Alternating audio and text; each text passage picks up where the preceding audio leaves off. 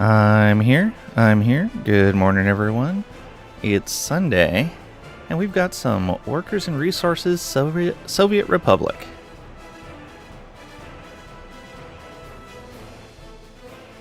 I was kind of feeling like playing something different today. We'll get back to some Whiskerwood during the week. Let's see. What do we got here? OMG finally? Did Marvel ruin our stream? And new games? Yeah! I've been wanting to play this on stream for a while. I did the tutorials off stream, but I don't remember anything about them, so I may go through them real fast once again before we get into the campaign.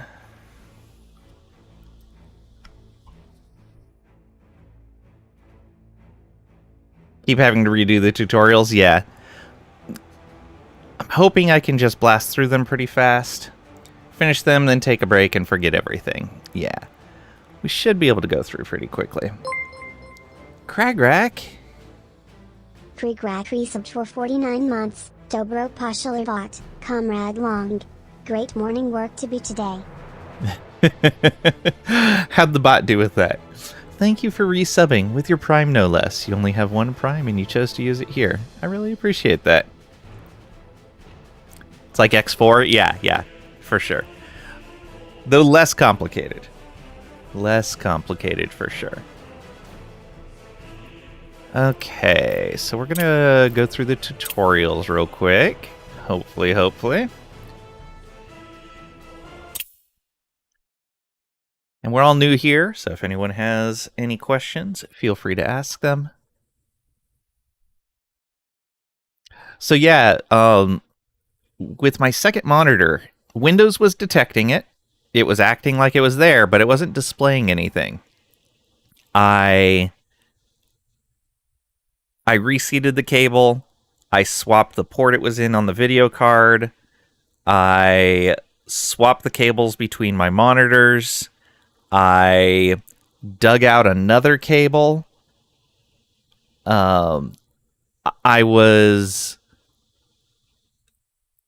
Man, that took me a while trying to find another cable. So I started looking for a way to display the chat, like kind of over the game for myself when I was in a single on a single monitor, and part of that required me to reboot it. I rebooted and the monitor started working. I'm like, oh yeah, classic Windows stuff. Just reboot.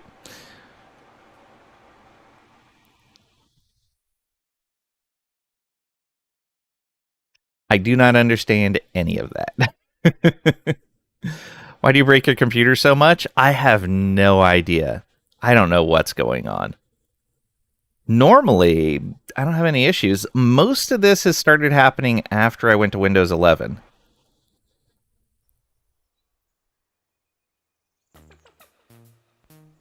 So I don't know what happened. Maybe I just have a bad install or something. You try turning it off and back on again. IT crowd. Yeah, basically. All right. Build a residential building at the marked position. Oh, right. I wanted to make the UI larger here. That I think was in the general settings. Yeah, UI scale. 115, 130,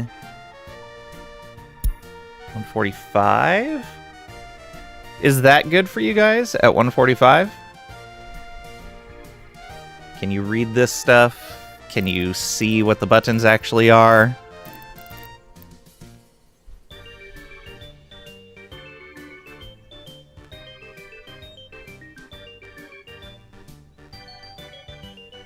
Want to make sure this is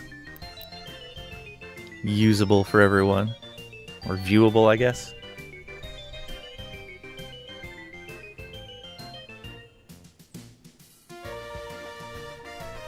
There are a lot of settings in this game. Alright, we'll leave it right there for now, unless people are saying they can't see stuff. Alright, so we're gonna build a residential building at the marked position. I do like how they do these markers. Sees a means to frames per second. I think we're okay there. Alright, so we go to residential areas. then medium residential buildings, then flats prefab. And we place that down right there. You're doing great. Surprisingly, the OST for this looks custom. They didn't just grab old Soviet tunes. Cough, Eastern Front, cough. Yeah. I think the devs did a really good job on this game. Alright. Escape to get out of that. Then we want roads and vehicles. Asphalt road. And we can go... Okay, drag. Like that. And then another one from there.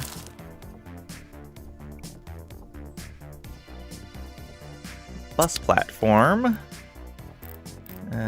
So that's going to be a bus platform. Bus platform small. And we rotate that around until it fits.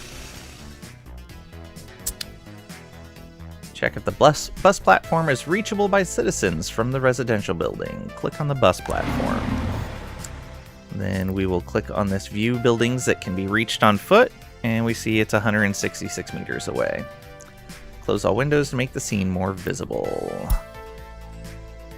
Make a shorter route between the bus platform and the residential building with pedestrians, then build footpath. And there's specific footpath connectors on different buildings, which is kind of nice. Happy first contact day. Welcome on in, Squid. Hope you're doing well today. You can only imagine how many Soviet-era composers are looking for a chance to work. Fair. Excuse me. East Front, not Eastern Front. Oh, my bad. Oh, okay. No, I did not misread it. Okay, good. No, I want to listen to Soviet-era anthems is a mood. That is a mood, yes. Build a food factory. All right, so that's over here in food, alcohol, crops. Then food and food factory. Only entry in food. Is that the right way? No, it's around like this. There we go. Build a bus platform near the food factory. Okay, bus stop there. Go. And then connect it with a footpath.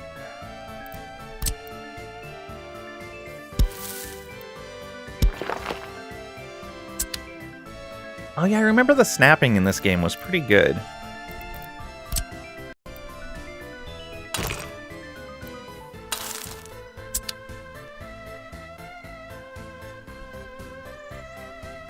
Wait, where are the tanks? There's no tanks. Let's see here. Industry, construction, networks, cargo and storage, general transport, ships, trains, roads and vehicles. For cargo, for citizens. Nope, we're all economy. All economy. Other cities handle military work. Straight road? Nyet. Fine. I'm gonna go back to LE. Sad. Aww. There's no tanks in that either. What are you doing? Alright, so build a road vehicles depot. If I remember right, this is to supply the vehicles themselves.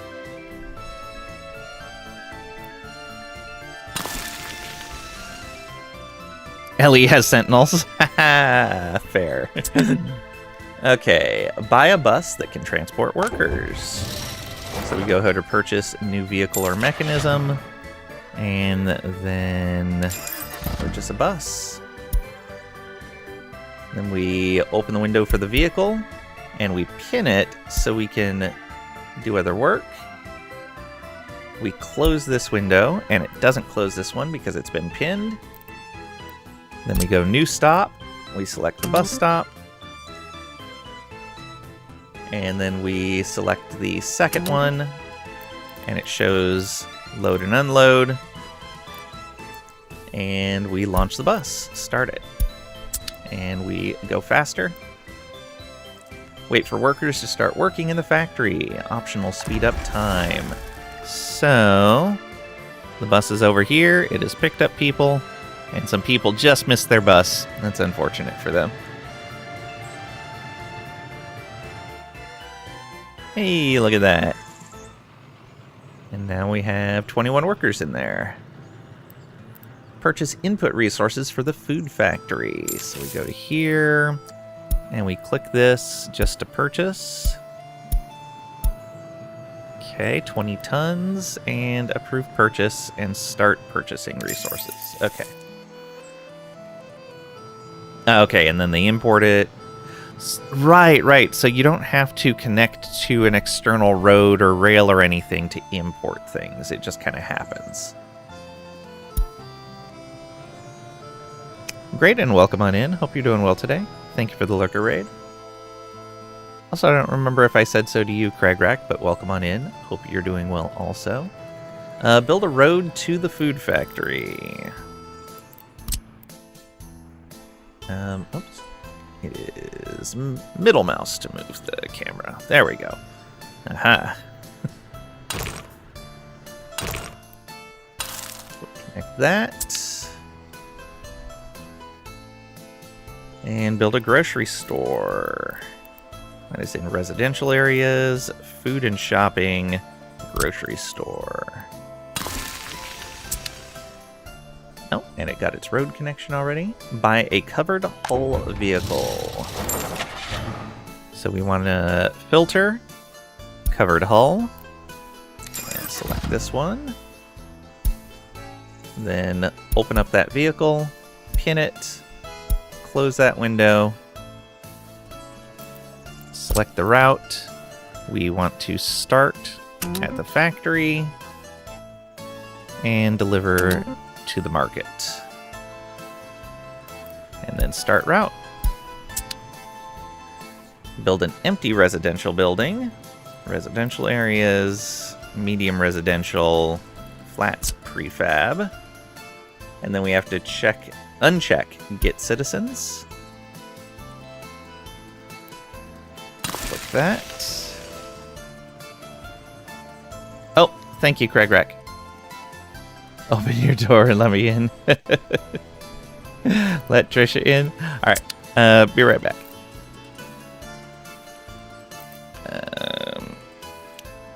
Let's see here.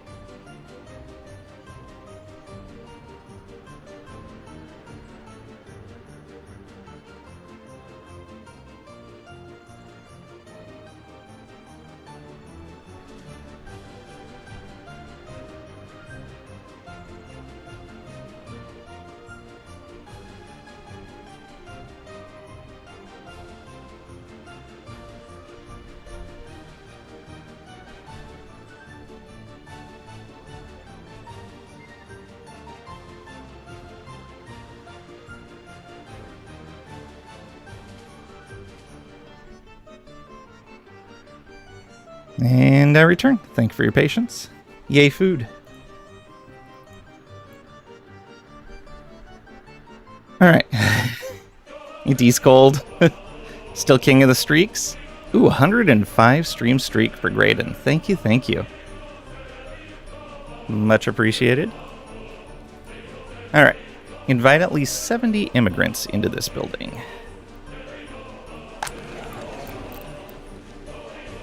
Like 10 immigrants. Okay. There we go. Impressive, very impressive, yeah. Graydon's keeping account for us of when I got access to having stream streaks on the channel. Okay. Build another empty residential building. Same one. And it's already unchecked for the Get Citizens. Hey Trigady, welcome on in. Hope you're doing well today. What is this music? It is one of our glorious anthems.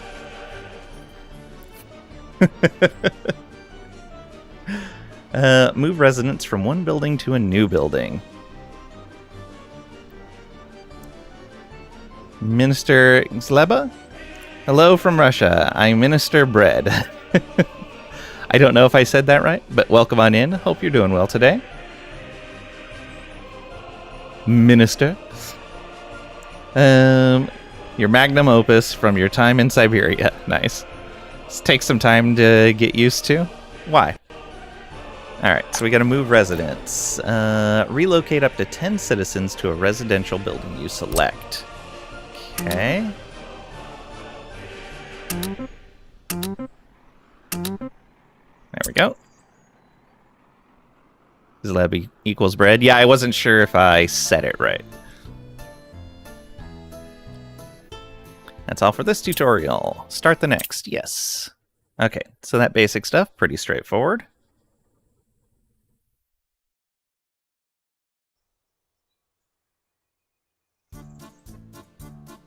Okay, build a gravel mine.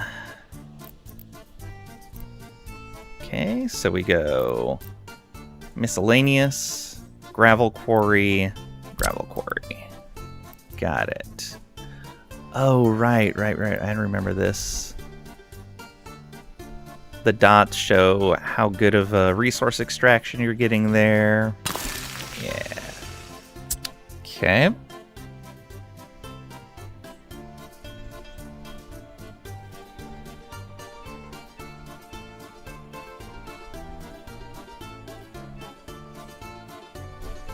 Yep.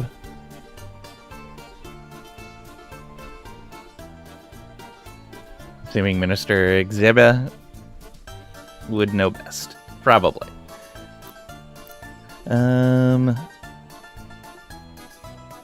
this for Graydon. Oh no. What is this? That is taking a very long time to load. Exayeb.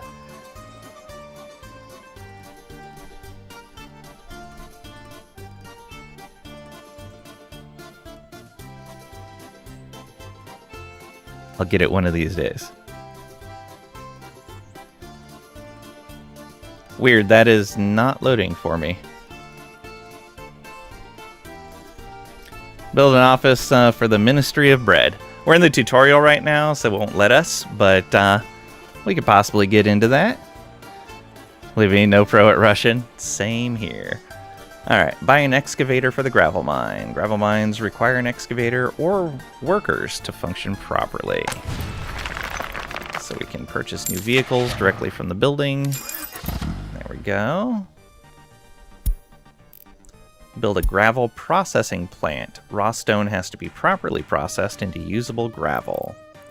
So that's again in miscellaneous and in gravel, then gravel processing plant.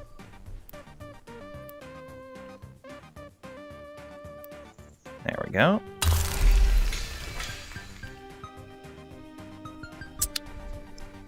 Gotta have the black bread for drinking vodka. Don't drink vodka en masse, especially with black. Good to know. Buy a vehicle that is able to transport stone. Different vehicles can transport different cargo. You always have to pick the right one for the job. Purchase Mouse vehicle, show all, dumper. Okay, and you can see when you mouse over the vehicle, the things that it will carry. So we know this will carry gravel. And quarried stone. Okay. We select that vehicle. We pin it. Close that window.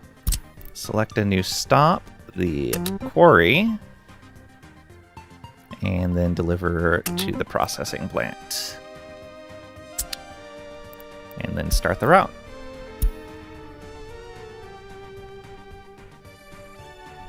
Build a woodcutting post. Woodcutting posts have to be built near a forest. The more trees surrounded a woodcutting post, the more trees workers can cut down. Build a firing range. Oh no. Miscellaneous woodcutting post. Drop that right there. Buy a vehicle for the woodcutting post. Done. Build a sawmill. Also in miscellaneous, so all the resource processing seems to be, or at least the basic stuff seems to be miscellaneous. Sawmill. That's going to be right here. Yep. And then we're going to have to... Oh, right, the factory connections. I forgot about that. Create a factory connection between the woodcutting post and the sawmill. Factory connections can be used between certain buildings to easily transport resources. Factory connections cannot exceed a certain length. So that's general cargo. Build factory connection. And we want to go like that. Nothing says Happy Easter like Red Russia train sim. It's not just a train sim, it's a whole city sim. Alright, build an iron mine. Iron mines have to be built over iron ore deposits. You can view available iron ore deposits on your mini-map or as yellow or green dots while placing mines. The amount of iron deposits beneath your iron mine determines the efficiency of your mine. So, mini-map. Show mini-map. Okay. We can...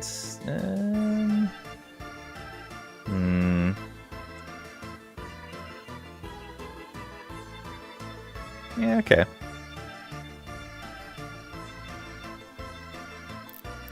Close that. We want to go metallurgy, steel, iron mine.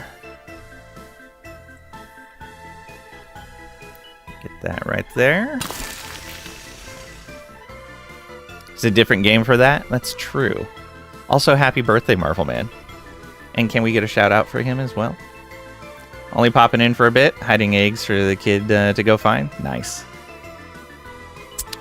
Build an iron processing plant. Iron ore has to be processed into usable iron aggregate. So there's iron processing.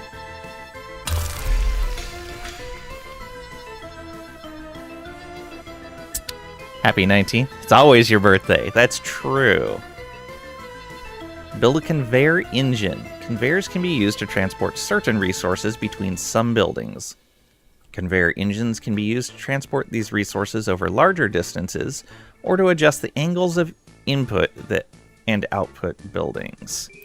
So that's cargo and storage, aggregates, conveyor engine, conveyors, conveyor engine transfer. Okay, so we do that. And we're gonna want you right here.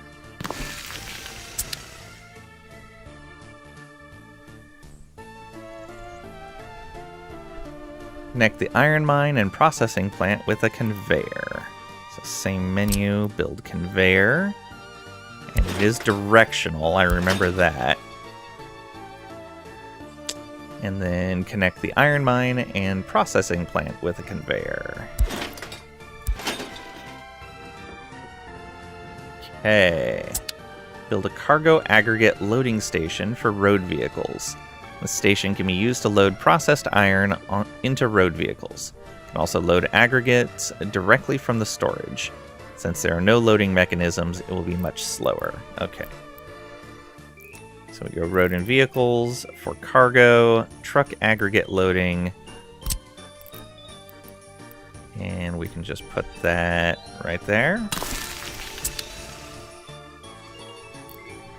And then back to the aggregates with the conveyor and connect that.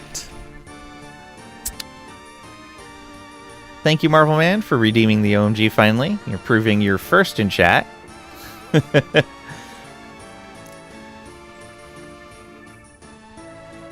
Buy a vehicle that can transport iron. Got it. Go to the filter, another dumper. This one can move iron ore. Then we're going to open it up, pin it, close this, add the routes. We want to go from here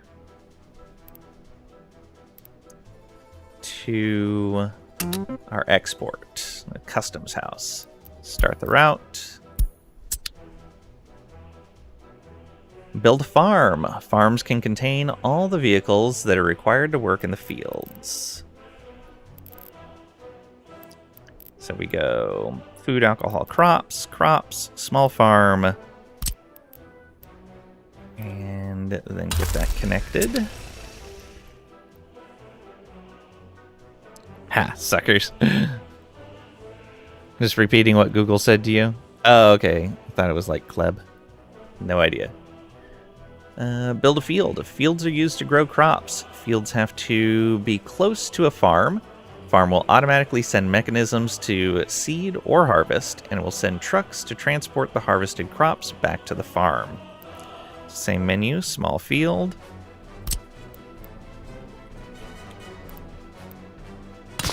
We are.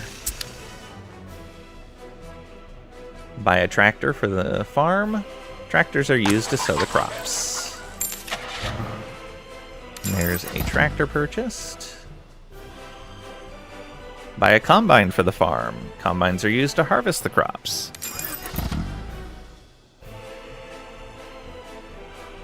Buy a covered hull vehicle for the farm. Covered hull vehicles are used to transport crops from the field.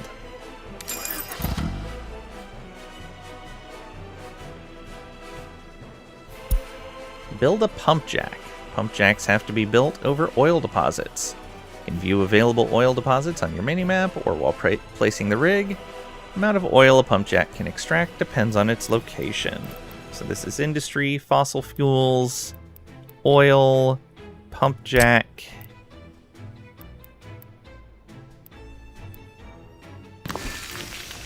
Pop that down. Build a rail pumping station. This station can be used to fill cistern wagons on trains.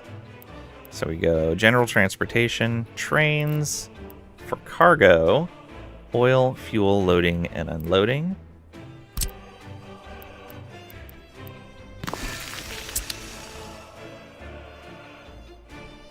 Build a pipeline connecting the rig and the pumping station. So we go cargo and storage, liquids, pipelines, build pipe connection. Okay, and this does not look to be directional, but we'll run it that way anyway. Build a rail depot. Rail depots are the starting building for trains. You can use them to buy trains and arrange train sets. General transportation, trains, depots, train depot. Got it. If I'm not pronunciation policing, unless it's someone saying jalap no, and then I'm saying something. That is a very strange way to say jalapeno. Connect the train depot with the rail pumping station. So we go railway, build concrete-based railway. Okay, and we'll drag over like that. Done. Did something to your wrist yesterday, not sure what, but it's killing you. Oh no. And then connect the pumping station with the rest of the rails.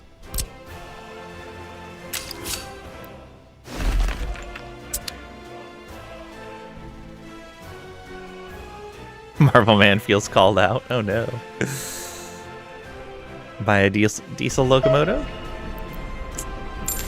Just new vehicle. Diesel locomotive.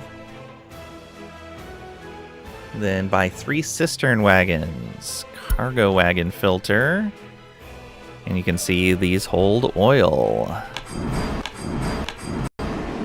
Okay. Then select the train. We will pin it.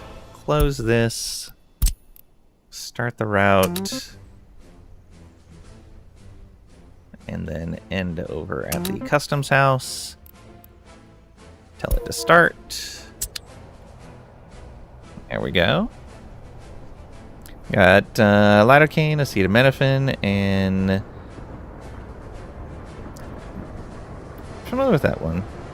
Diclofenac, sodium rubbed into it, as well as popped 4 ibuprofens. Still killing you. And wrapped it.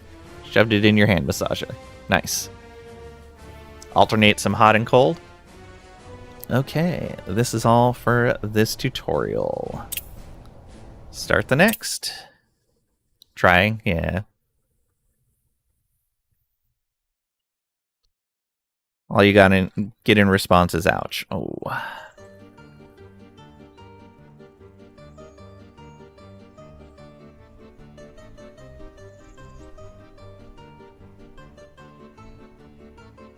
Well, I hope it clears up quickly. Build an asphalt plant. It's industry, miscellaneous, construction, asphalt plant.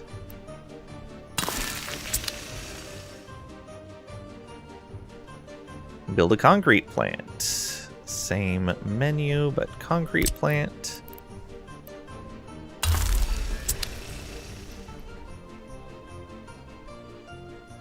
Build an aggregate loading station for road vehicles.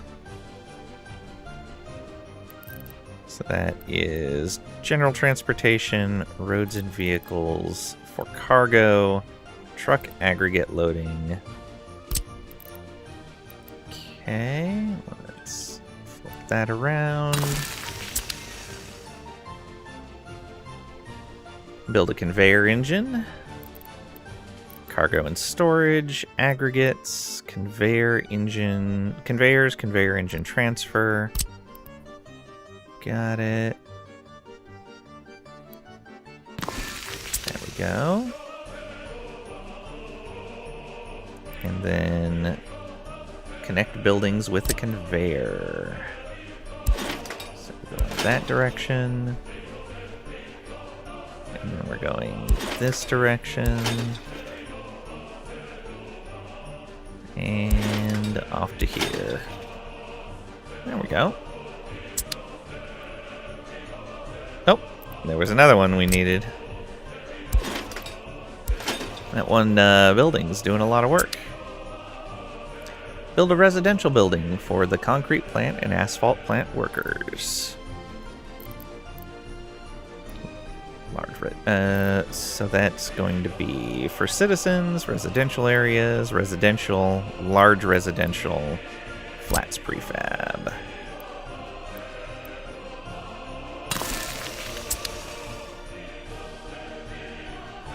Build a bus stop. Okay, all the way over here. It seems a little far away from the Oh, I see, to get over to these things.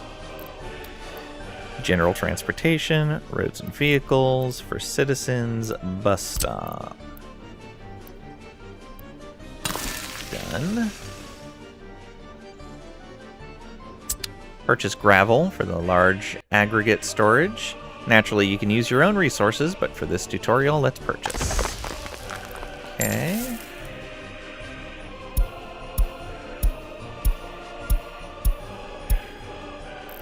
So they took it to 26%.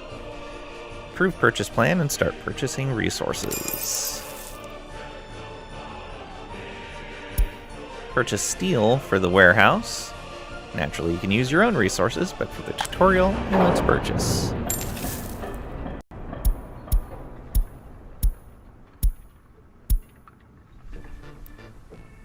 Got it. Purchase mechanical components for the covered warehouse.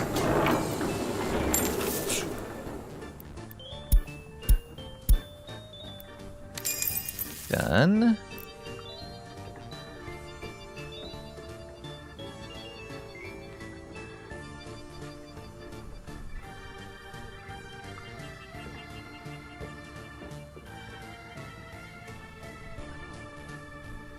Purchase a bitumen for the asphalt plant. Mra, welcome on in. Hope you're doing well today. Good evening, comrades. For the asphalt plant. Here we go.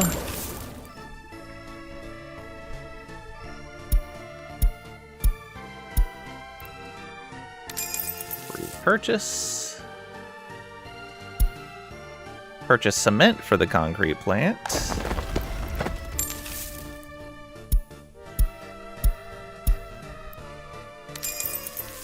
Done. Build a construction office. Construction office is the main building for constructing buildings using resources. Here you can assign a construction or multiple constructions that you would like to build. You can also assign source buildings for the resources needed for construction.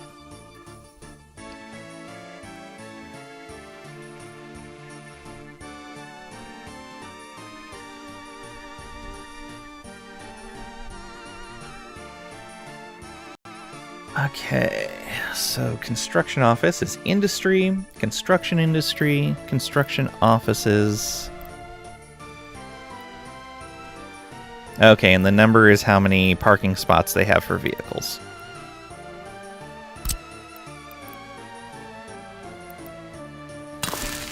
There's that. Assign the required building to the construction office. Okay, specify or replace a source building. Oh, I see. Go build that right there. Oh, we got more. This one here.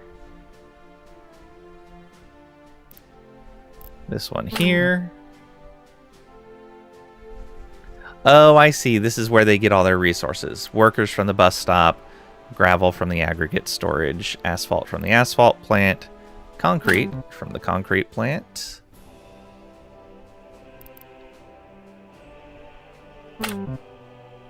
Steel, bricks, prefab, panels, and boards from the open storage. Mechanical components and electrical components from the city warehouse. All right. Plan a road. In this mode, you can freely plan and delete roads or other infrastructure. Build from resources. Okay. And then we go general transportation, roads, vehicles, build asphalt road. This seems overly micromanagement-y. Why not have it source materials from whatever is closest? I believe it said you can assign it. By default, I believe it does just take from wherever it can.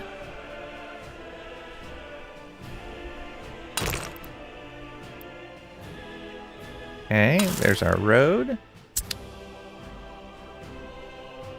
Start the construction of the road. After everything looks as you want, you can start the construction. Start construction right there. Got it.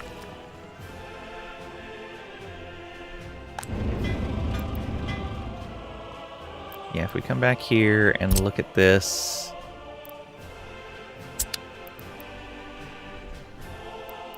Where is it? Down here? No, that's assigning the construction. Is it this? Ah, yeah. Okay.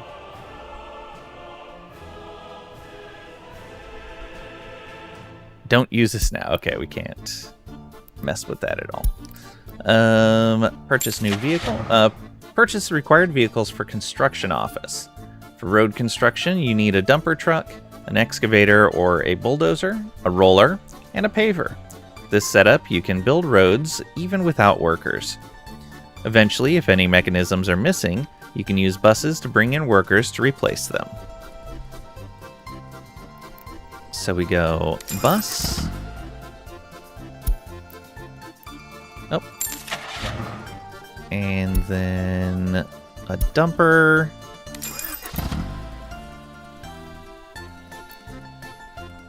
And then a bulldozer.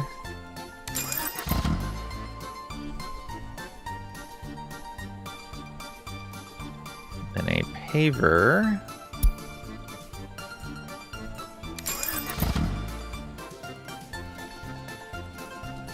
And finally a roller.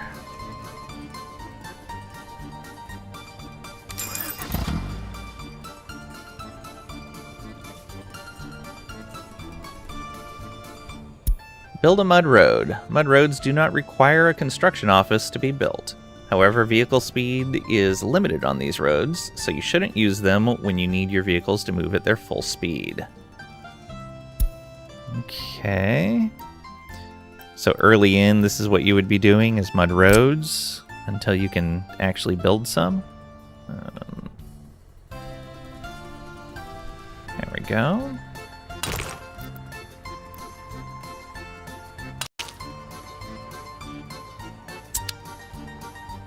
And build a residential building.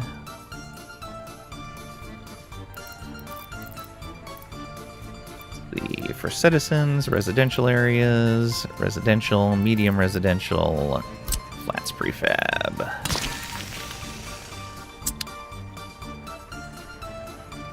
Purchase required vehicles for the construction office.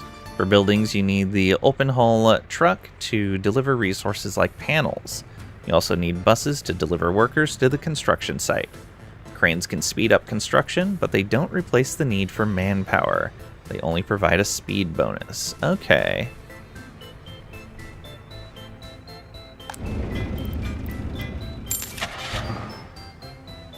So we need a concrete mixer.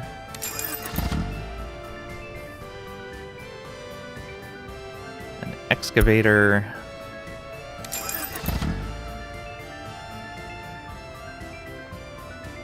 And an open hull truck. You can see that carries what? Steel, boards, plastic waste, aluminum, prefab panels, uranium oxide, wood, and bricks.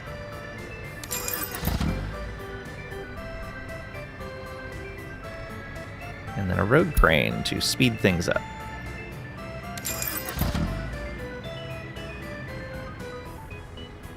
That's all for this tutorial.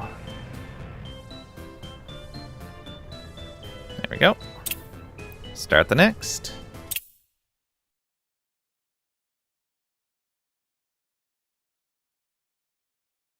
Okay, it's mostly coming back to me. We'll see how this goes.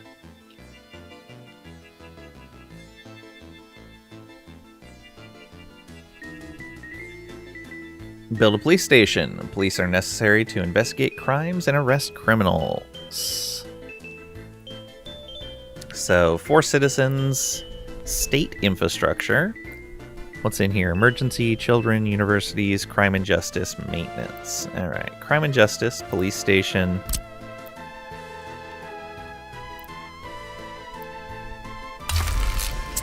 Go. Purchase 4 police cars. Police cars are sent to crime scenes.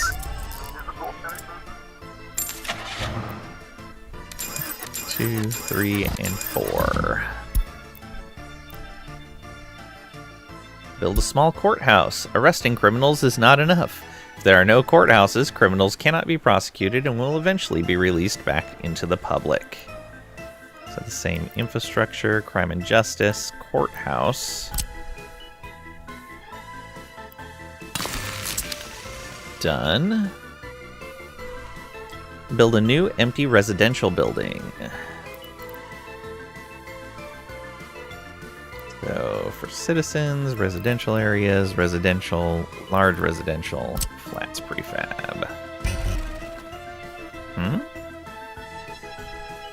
Oh, empty building. Aha. Read the instructions. Invite immigrants with higher education. Courthouses need workers with higher education. OMG, I'm finally making money in Anno. Well, you were. Never mind. Oh no. I hate when that happens. For a moment, it looks like everything's going okay, and then suddenly, no, it's not okay. Invite 5 immigrants experts from the Soviet bloc. Okay.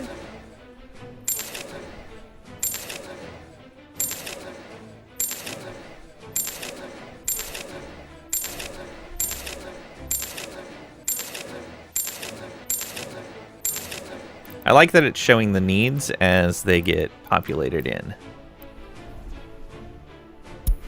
Build a prison. To properly deal with criminals, you will need police stations to arrest criminals, courthouses to persecute criminals. Shouldn't that be prosecute? And prisons to rehabilitate criminals. Even if only one of these is missing, you will not be able to deal with criminals properly. For citizens, state infrastructure, crime and justice, prison.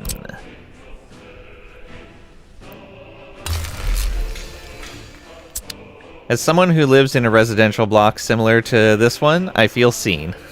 Nice. Buy a prison bus. Prisoners don't have to just waste your resources. You can make use of your prisoners by having them work in factories. Prison buses are used to transport prisoners to work. So, we come over here to the Road Vehicles Depot. Purchase a new vehicle. We want... Oh, so prison buses are going to be specifically different buses than regular buses. I guess that makes sense. They're probably more secure. Alright. Prison transport. And then we need to open that up. Pin it. Set the prison as the first stop. And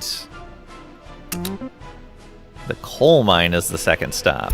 And start. We're putting them to work in the mines. Oh boy. Build an orphanage. When people are sent to prison or when they die prematurely, you have to take care of their children. Without an orphanage, children that cannot be taken care of will escape your country or die. Okay, this is more state infrastructure. Children. Orphanage. The prisoners yearn for the mines. Yep. But not the children. The children want the orphanage, not the mines.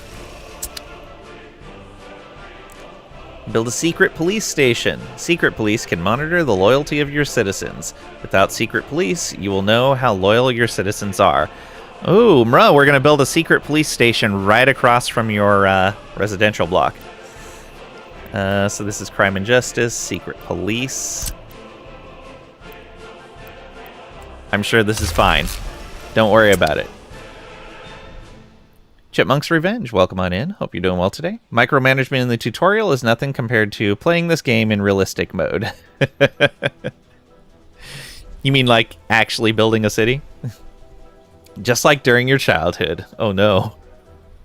Oh no. Buy vehicles for the secret police force. To gather intel, secret police officers send cars to monitor people. You can also paint them black to make them look less suspicious. But if everyone knows that black cars are less suspicious, doesn't that make them more suspicious?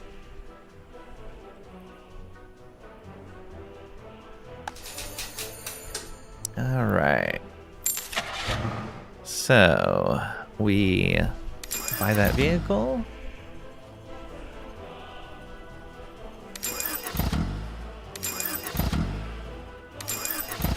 Four of them, alright. Build a school. Let's educate our children about our beautiful ideology. Oh boy. State indoctrination.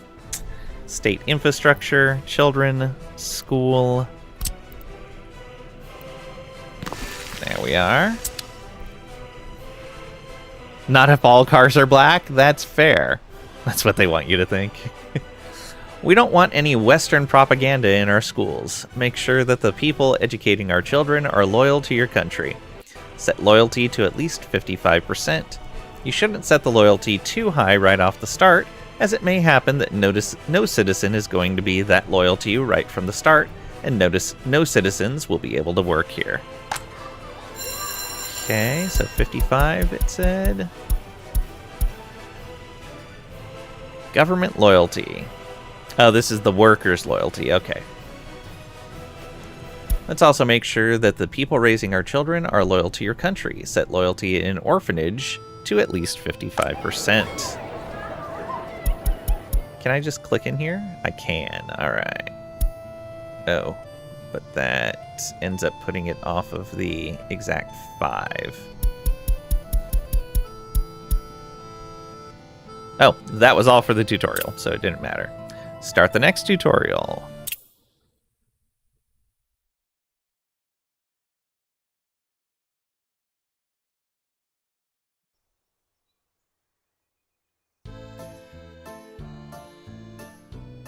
Welcome to the Waste and Demolition tutorial. Let's start by building an incinerator where we can burn the garbage. Most types of garbage will burn completely and turn into a small amount of ash, but it depends on the type of garbage.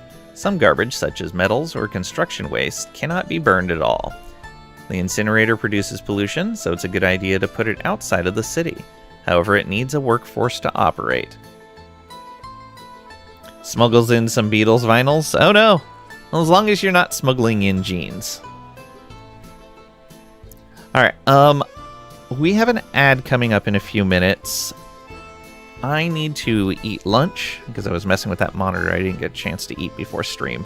So I'm going to take about 10 minutes, eat something, and then we'll be back into this. That way we can keep going for longer. So get up, stretch your legs, grab a drink, snack, whatever you need to do. Just relax, and we'll be back in just a little bit.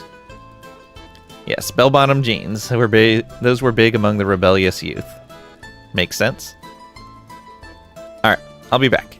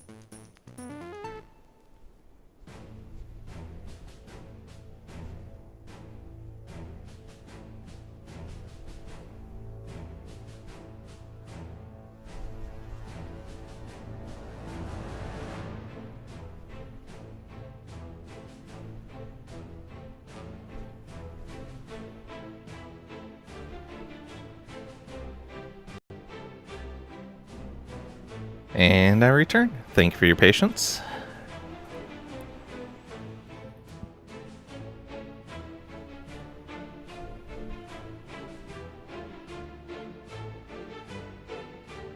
How do you keep track of all these settlements in new and old worlds in this game? In Anno? I don't know. I haven't played the new Anno.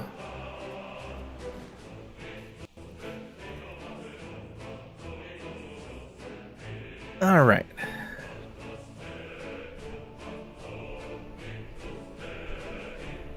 Never get a chance to watch what's happening. Always flipping back and forth. Anno 1800. I don't have that one either, so. New Anno needs more bake time. Fair. Alright. Let's see here. Incinerator produces pollution. Good idea to put it outside of the city. However, it still needs a workforce to operate.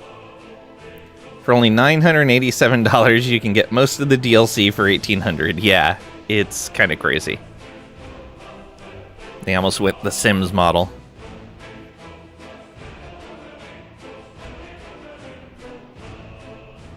All right. So, incinerator is in networks, then waste, then incinerators.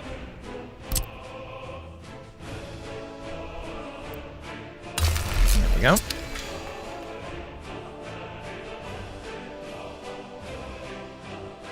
Let's build a dump.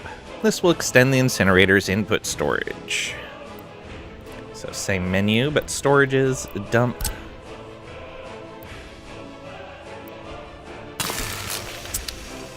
It's got one of those industrial roads there. The incinerator is a factory that both consumes and produces waste.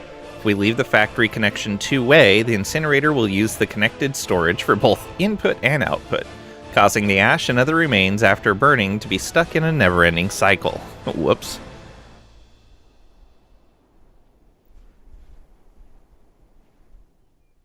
So, what, can we click on it? Oh no. Cargo and storage, general cargo. Make factory connection one way. Alright. And, okay, we want it as an input. Now let's build a technical services office. We'll connect waste from residential and industrial buildings. That is general transportation, roads and vehicles. Just bought the wand from the Rift Beast vendor. I didn't realize it would add +4 to all your skills. Swoon. That wand dropped from a Rift Beast for me last night while I was on my mage. And the stats on it look amazing. I cannot wait to use it on a character.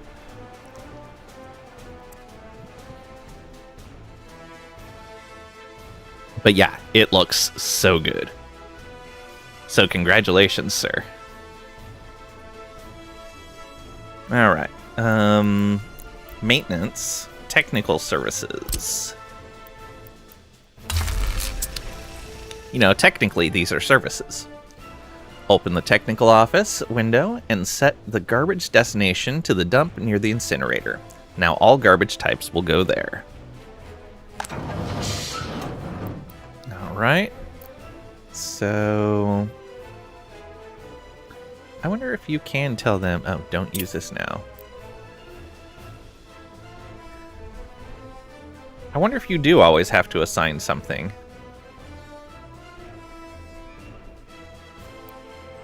Specify or replace a source building. There we go.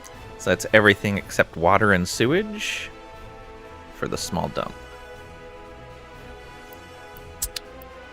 Then every building has an automatically created low-capacity internal storage for garbage. Industrial buildings use big garbage containers, so we need a big garbage container truck to handle them. Big garbage container. Features. Large container platform. Okay. Can handle mixed waste, hazardous, biological waste, scrap. That's construction something. Probably construction waste, fertilizer, aluminum scrap, plastic waste. All right. All other buildings, such as residential buildings, use small garbage containers, so we need a truck for small containers as well.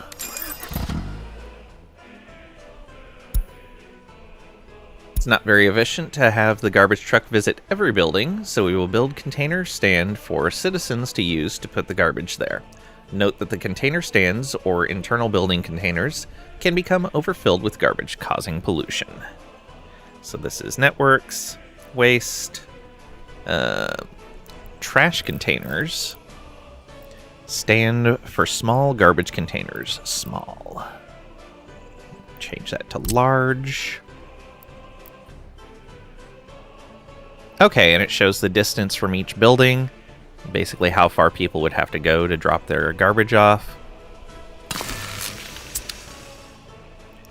How could there be construction waste? Soviet Republic was 120% efficient with its resources. When we're dealing with Western construction. If we have to deal with any Western construction, there's going to be construction waste. Like, probably 120% of it is waste, right?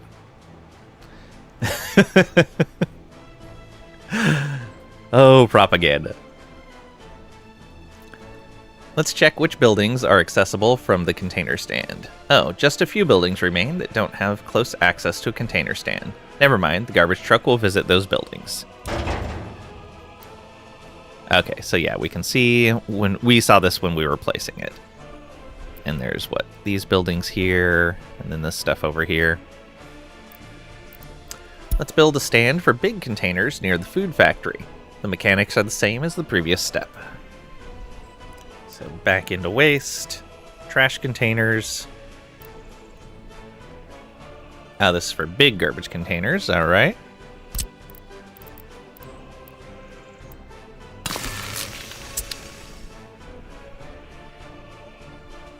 In Soviet Russia, waste 120% you. Those capitalist wastrels. Indeed. Food factory works with crops, which means it will produce mostly biological waste. Let's reserve 3 containers for biological waste in this stand. Remember that if you have turned on the research difficulty, you need to do special research in order for citizens to separate the waste. But in this case, we are using it for industry buildings. Okay, so you can always specify whether they're mixed waste or particular types of waste. So we want 3. There we go. We can extend the factory's internal garbage space via factory connections. We will build a container transfer, which is essentially a storage area for garbage in the form of containers, so that it can be loaded quickly. Because the distillery produces waste, but does not consume it, we don't need to make the factory connection one way. Back into waste here. Storages. Transfer for big garbage containers.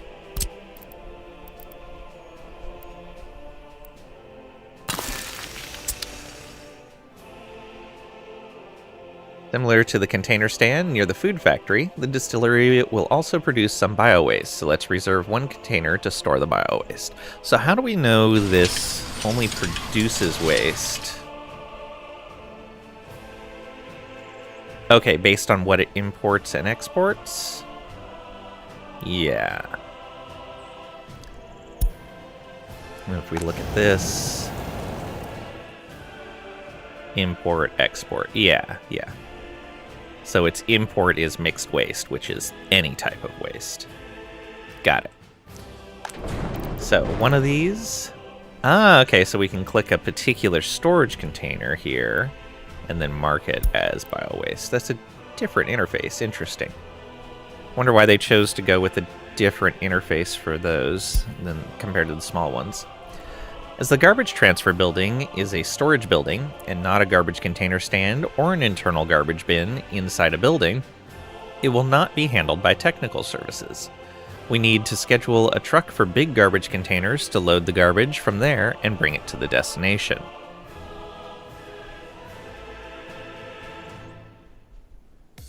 Okay, I see. So technical services will only visit things that are specifically garbage container stands or internal garbage storage. And this doesn't count as internal garbage storage. Got it. You can do the same with the small ones. Okay. Oh, yeah, I could see that. Yeah. It just won't let me do it right now. Tutorial. Alright, general transportation, roads, vehicles, depots, a road vehicles depot.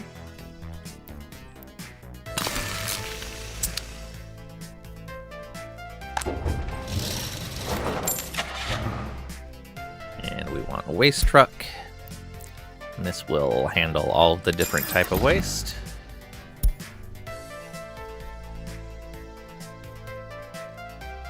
As we have separated the bio-waste, let's make a dump for it. To be able to load the garbage faster, let's use the dump with a claw machine that can speed up the process. So waste, storages, dump with claw machine. Let's go.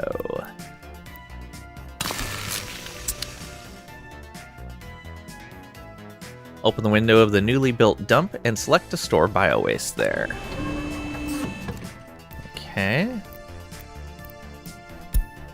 And that does change the entire storage there. Good.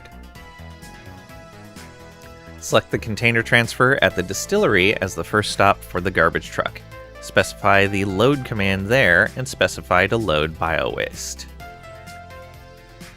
Container transfer at the distillery is the first stop. Okay. So we select the truck. And we go new stop. All of that, just bio-waste. And then drop it off at our new bio-waste location. Got it.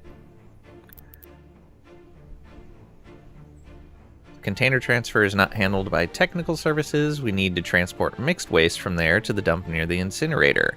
Select the load command, and this time we will specify mixed waste to load.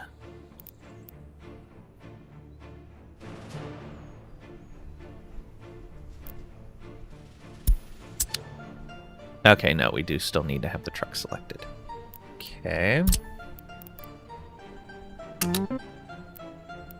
Then mixed waste. And then we drop that off over here. So it's going to make 2 different trips. Got it. Open the technical services window, select bio-waste destination, set it to the dump with the claw machine where we sent the truck in the previous step. All our bio-waste will go there. Okay. There we go. And that changed just that one. It's very smart about this, so that's good. Purchase a truck for big garbage containers at the depot. Waste truck. Big garbage. Then select that truck. New stop. Send the truck to load fertilizer from the dump where we collect bio-waste. As the bio-waste slowly transforms into fertilizer, we can still take the fertilizer from the bio-waste to use it elsewhere. So we will specify the load command, and we will specify fertilizer to load. Okay, load the fertilizer. Then we're going to take that over. We send the truck to unload fertilizer at the farm.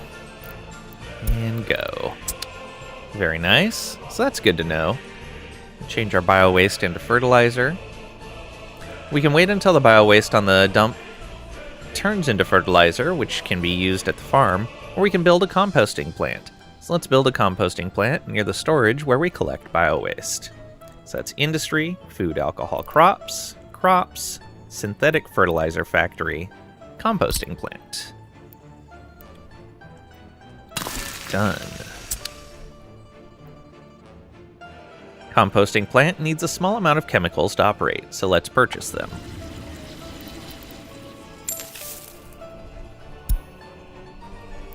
Definitely a small amount.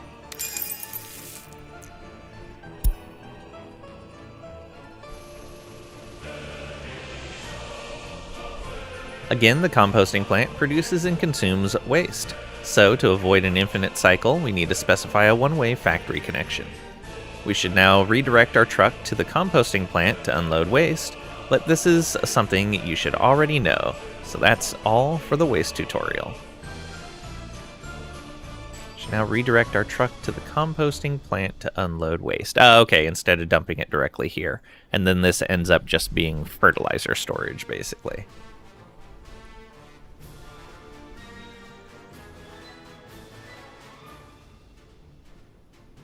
Yeah.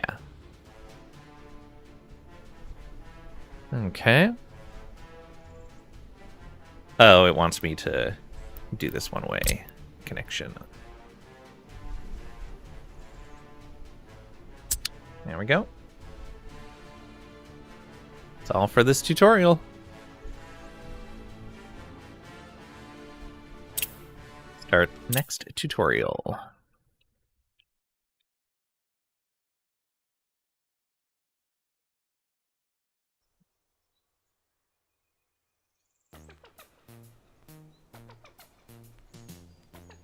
Welcome to the demolition and scrapping tutorial. Let's start our demolition journey with the most fundamental aspect of all demolitions, the demolition office. Okay, construction industry, demolition, demolition office large. Okay. Specify the destination for waste. Open the window of the demolition office. For now, we will use the dump with the claw machine as the destination for all types of waste. Please specify this building as destination. Wow, your president publicly... Oh, not surprising. Not surprising. Gotta be some kind of milestone. It sets a lot of milestones.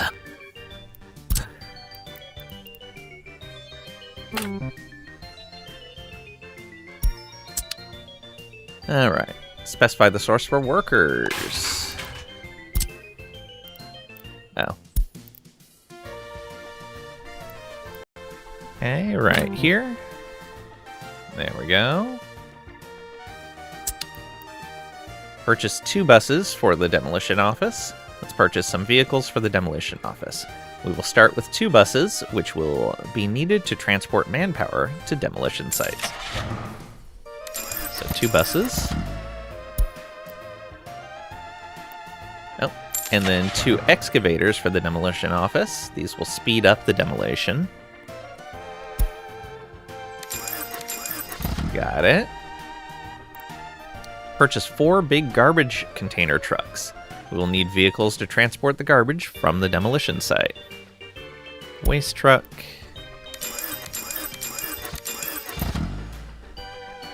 Again, yeah. Over here, it's our Prime Minister that does scandalous stuff. President is mostly just an empty suit, smiling and not getting in the way of the mafia. Ah.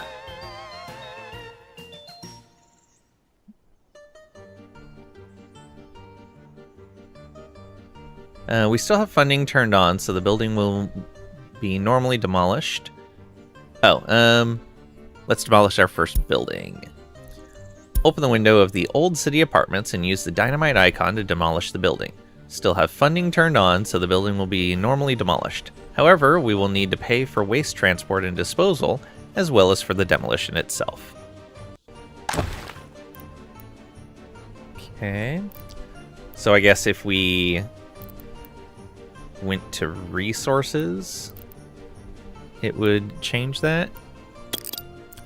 Really demolish this building. Yes.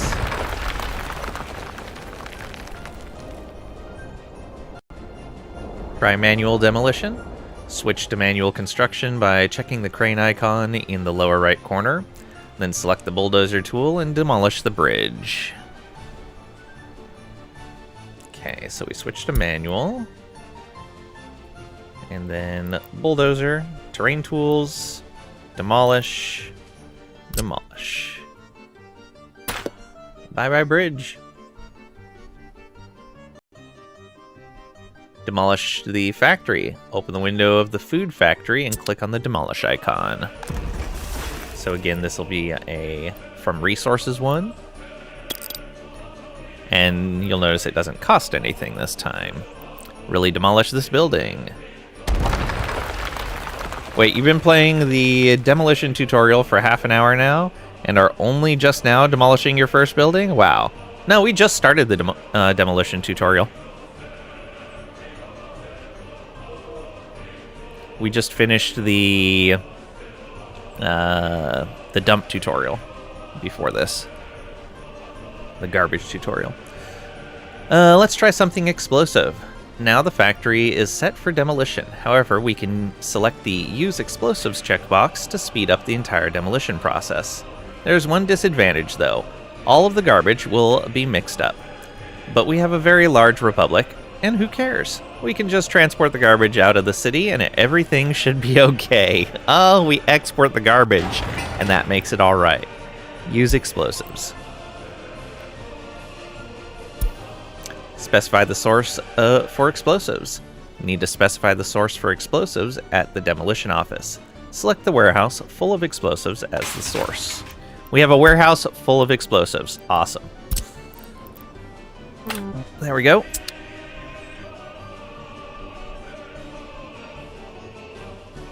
Purchase a covered truck for the demolition office. We also need to purchase a covered truck for the demolition office to handle the explosives. Right here.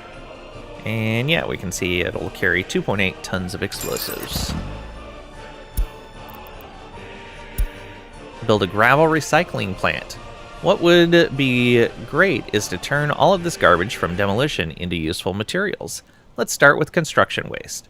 After crushing it back up, it can be transformed into usable gravel. So we go networks, waste, recycling plants, gravel recycling.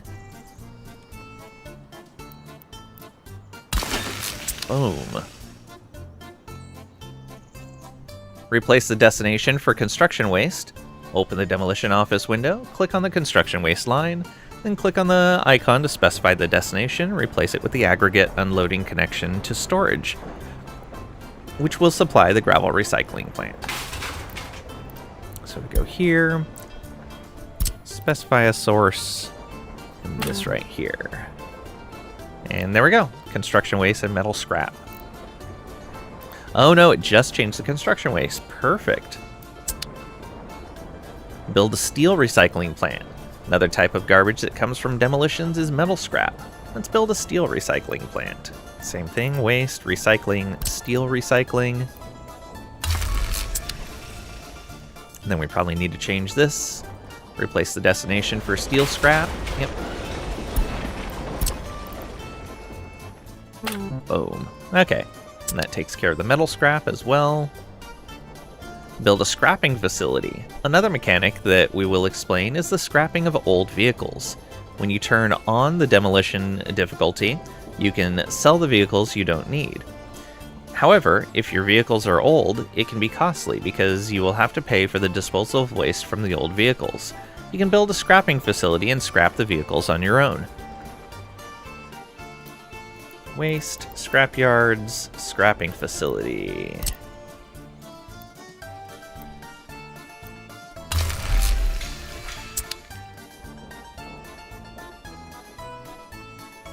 Send a vehicle to scrapping facility. Send the vehicle to the scrapping facility by selecting the intended old vehicle from the depot, clicking on the Change Depot or Workplace icon, then select the scrapping facility as its destination. Aw, poor old truck. Is there anything that indicates that it's like old? It's got 0 on the odometer. Okay, so we're just scrapping it just because, I guess. Set line. Sell vehicle. Yeah, I don't see anything. Change depot or workplace. It's right there. Purchase an open hull truck from the depot.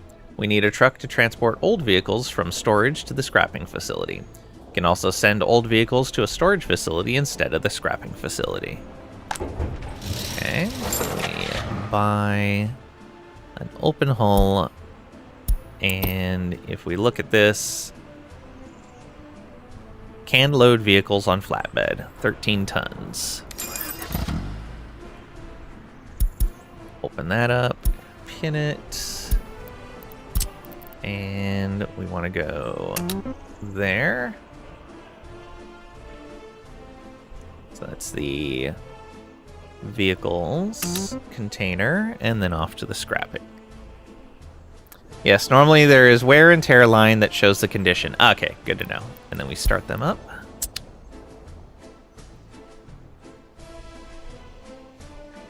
Attach the airplane parking to the scrapping facility. To scrap airplanes, you need to attach the airplane parking area to the scrapping facility in a similar way as with an aircraft manufacturing plant. For scrapping ships, you will need a specialized scrapping facility, but the process is straightforward and you will know what to do. Alright, so we go general transportation, airplanes, parking, airplane parking.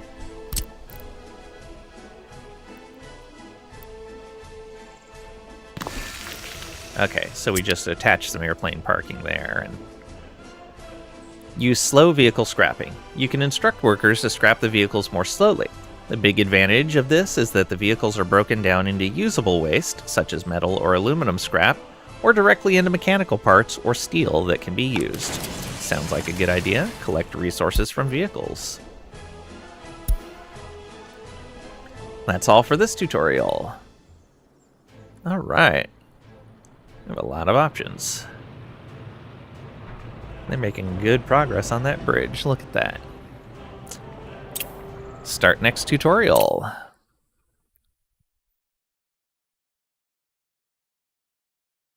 G-Key hides the interface for better screenshots. Aw, yeah.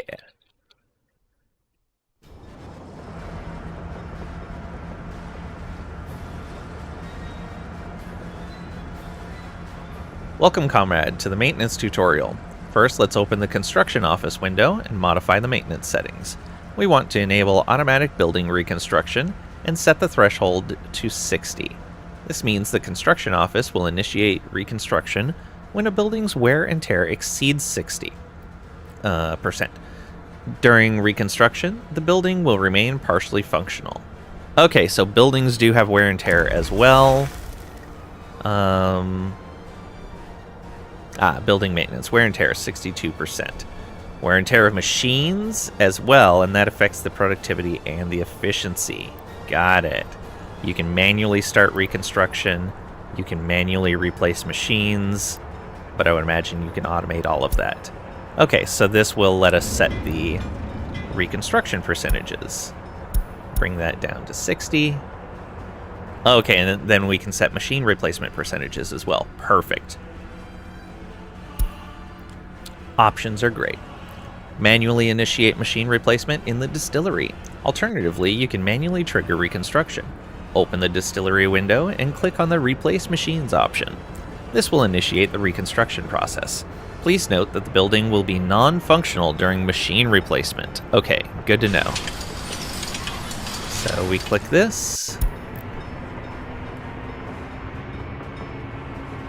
And there's the progress.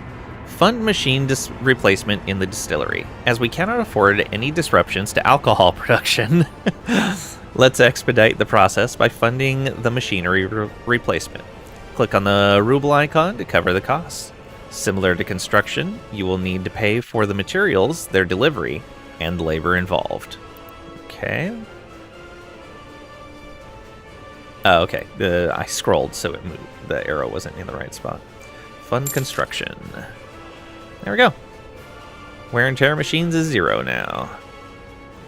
Okay, so wear and tear of the building doesn't seem to affect the productivity and efficiency. It's just the machines. Because this building's at 50%. Build a vehicle repair station. Now let's explore how vehicles are repaired. Construct a vehicle repair station in a suitable location.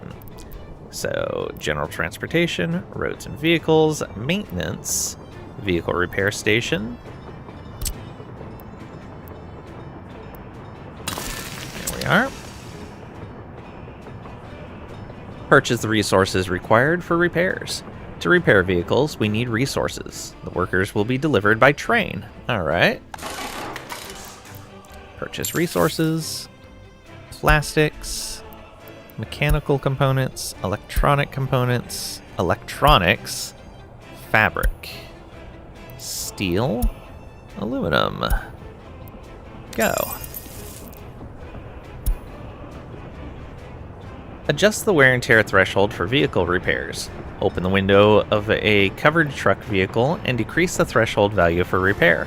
Currently, it is set at 90%, meaning the vehicle will be sent for repairs when its wear and tear exceeds 90%. Let's set it to 50%. Vehicles assigned to specific lines will automatically visit the repair station once their wear and tear reaches the specified threshold.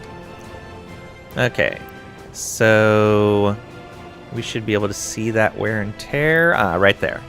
It is at 69% right now. Nice. And it's heading to repair. Manually send a vehicle to the repair station. Open the window of a second truck vehicle and manually send it to the repair station. You can manually send any vehicles for repairs. Okay. Allow for repair. Okay, and it shows the repair cost, 12 work days. And a bunch of materials. Purchase a covered hull truck for the repair station. However, vehicles assigned to specific workplaces, such as construction or distribution offices, need to be repaired at their respective workplaces. For this purpose, we need a covered hull truck assigned to work at the repair station. These trucks will visit the designated workplaces to repair vehicles. Helicopters at hospitals or fire stations are also repaired in a similar manner. Okay. So I clicked the truck. Purchase new vehicle. So this is the covered one, and it looks like it can carry all of the repair materials. Alright. Build the repair shop near the train depot. You may have noticed that repair stations do not have rail tracks. However, we can construct a repair shop near the train depot. When placing the building, if the depot is highlighted in orange, it will serve as a repair point. Okay. The CIA fact book is going offline. Oh boy. That's not great. I was watching an interesting thing a little while back where it was talking about how... What was it? There was something specific that it was like either the size of a country or the population or something like that. I think it was the size of a particular country that was wrong. And the guy was trying to trace down like how it happened. And it turned out that there had been an error in the CIA fact book, and somebody used that wrong reference to publish data, and then everyone else copied that and ended up having it wrong for a long time. Can't have facts running around without official revisions by the Ministry of Truth. That... Oh boy. I don't like that. Roads and vehicles. Maintenance, vehicle repair. There we go. Purchase resources for the repair station. Once again, purchase the necessary resources so that we can repair trains. Plastic, mechanical components, electronics, fabric, steel, and aluminum.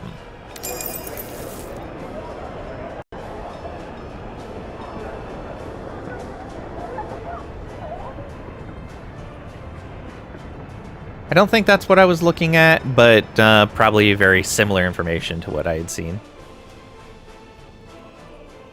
Build the repair shop near the ship dock and harbor. The same principle applies to ships. They can be repaired at the docks or while they're in the harbor. So we do this. Maintenance, vehicle repair. And it highlights both of these.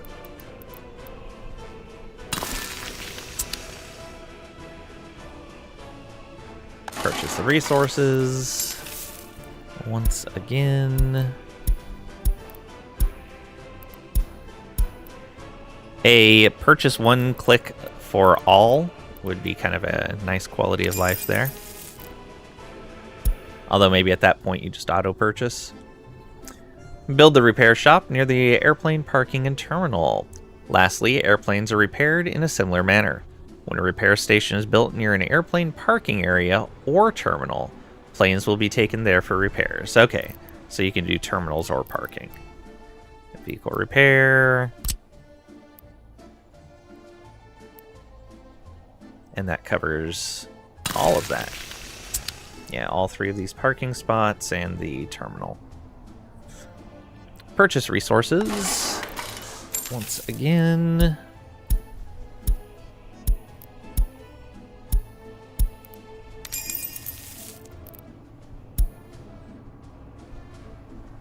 Replace old vehicles. If your vehicles have become too old and repairing them is not cost effective, you can easily replace them. In the construction office, select the old excavator, click on the replace vehicle icon, and choose the depot as the replacement destination. The old vehicle will be replaced with a newly purchased one. So here... in the construction office, okay. Nope. Oh, is it this? There we go. Replace vehicle. Then do that. It's going to go off there. Open the automatic replacement tab. Click on the left panel and open the tab for automatic replacement. On this screen, you will find a breakdown of all available vehicles, and you can enable automatic replacement for old vehicles.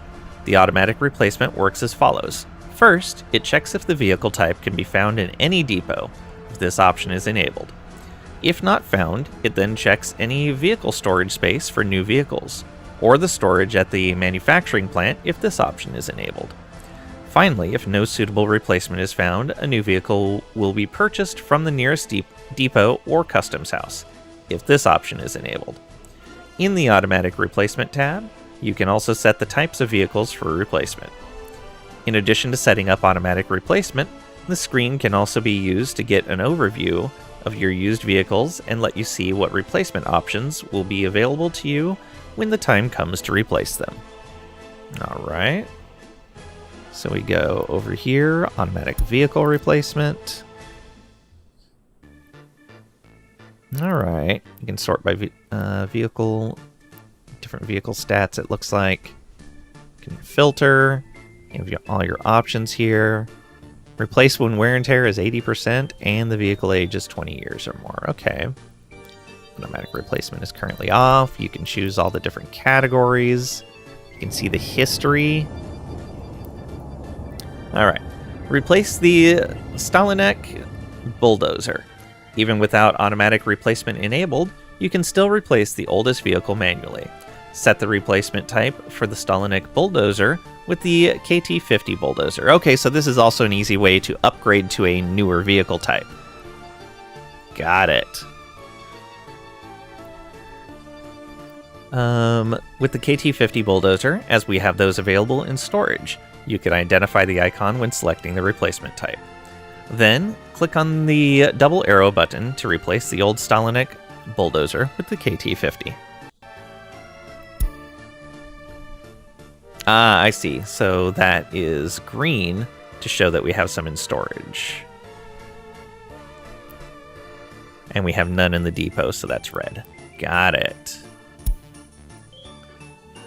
And then we replace oldest vehicle. Got it. And it told us how old the oldest vehicle was, 16 years for this one. We can go to the vehicle's window. That's all for this tutorial.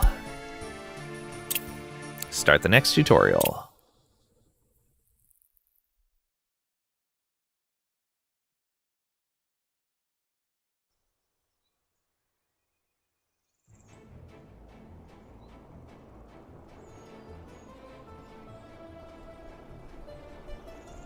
Build a vehicle production plant. So, industry, advanced industry, engineering, A vehicle production line. Okay.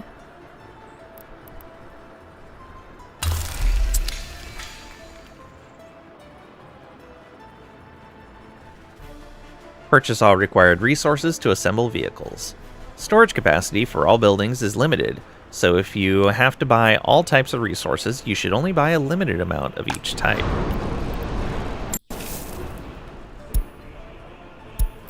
That's why we're buying one of each of these. Got it.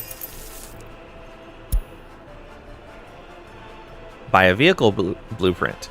Vehicle production plants can only assemble vehicles from owned blueprints. Ah, okay. In order to produce vehicles, you must first license them. Lovely. License purchase of blueprints using rubles or using dollars. Okay. We want personal cars. The Trabi 500 Combi.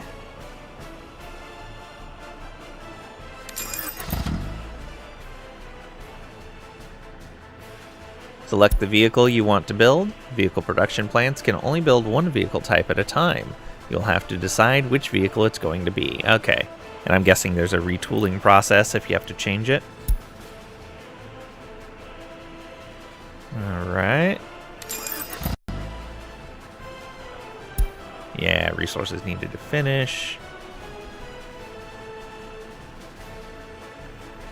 Wow, they are churning those out fast. Build an empty residential building. So we go residential, large residential, flats prefab, turn off the get citizens, and bring that over here.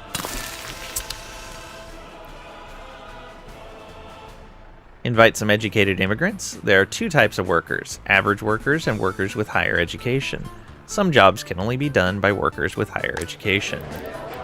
So we invite immigrants from the Soviet bloc that are experts.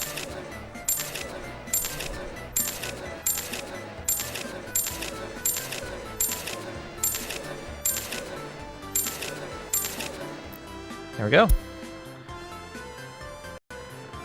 Shopping city. Car plant city. Healthy city. Party city. Cinema city. Very straightforward. Build a car dealership. In order to sell cars to citizens, you will need a car dealer. That is general transport, roads and vehicles, for citizens, car dealer. That'll serve all of those locations over there, including the bus stop. I think that's a bus stop. No, parking lot. Okay. Buy an open hull truck. Open hull trucks can be used to transport certain vehicles from the vehicle factory to a building where they can be used, such as a car dealer, construction office, parking lots, etc.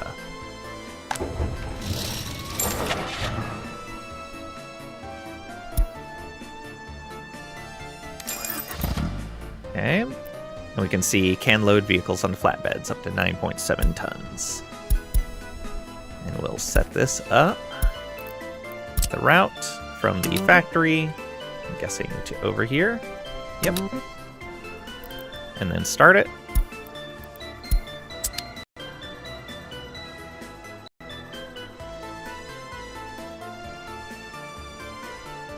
Oh, I'm sorry everyone. I need to step away for a few minutes. I will be right back.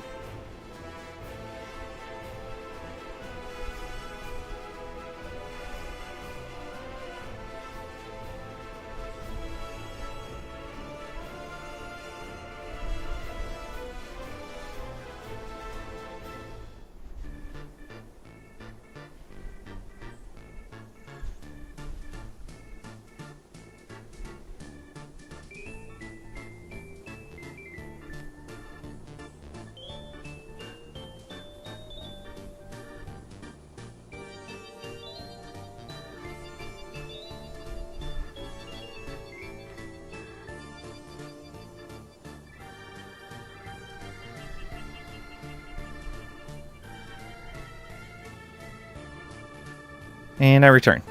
Thank you for your patience. Ugh, cats. Roommate is out of town this weekend, taking care of the cat. And the cat decided to cause a gigantic mess. But that is done. Alright. Build some medium parking lots near the factory so workers can park their cars there and go to work. So that's again in general transportation. Help you went deaf. Oh, did the music go out for a bit? Sorry. Roads and vehicles for citizens. Small parking lot. Medium parking lot. Okay. Yeah, like that. Cats will do what cats will do. That is absolutely true. Build some medium parking lots near the factory so workers can park their cars there. Ah, okay, we need more than one. Build some medium parking lots near the... Oh, we need lots. Any more? Another one over here for the shopping area. Also build some medium parking lots near the residential buildings so workers will be able to get cars. They will drive from their homes to where they need to go if they can park their cars there. Another one over here. Same reason. That's all for this tutorial.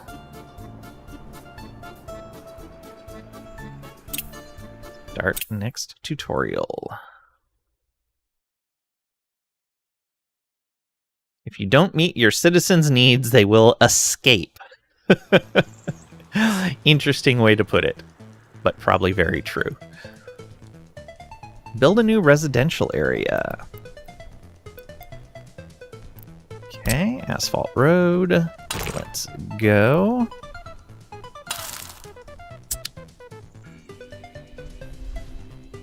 Build a new residential area.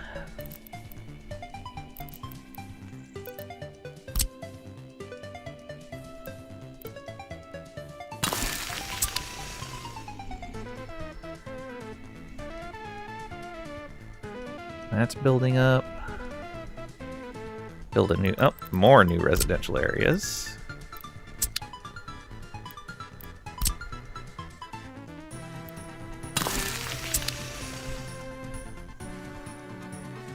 The road to nowhere.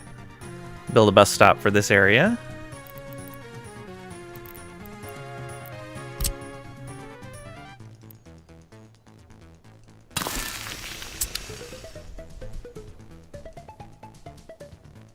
Connect those two residential areas.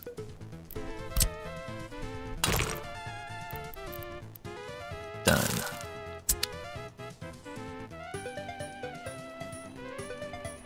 Build and set up an oil refinery. Big factories like this cause pollution that can affect the health of your citizens, so it's better to build them further away from residential areas. Industry, fossil fuels, oil refinery.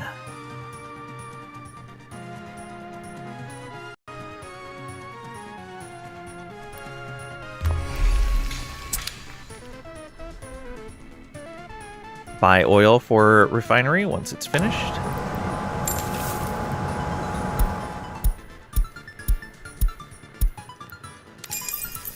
There we go.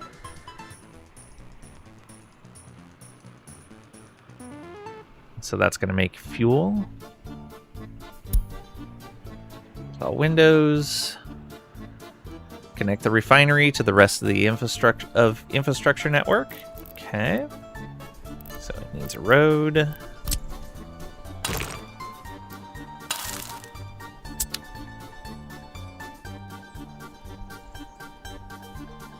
Let's look at the ways that you can transfer workers or passengers between two different vehicles. Build a first bus station. Okay, for citizens, bus platform.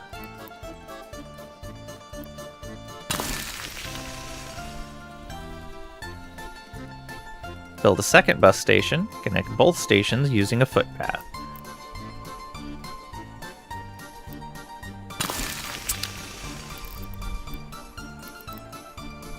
Build a footpath. So not mud, just regular. Got it.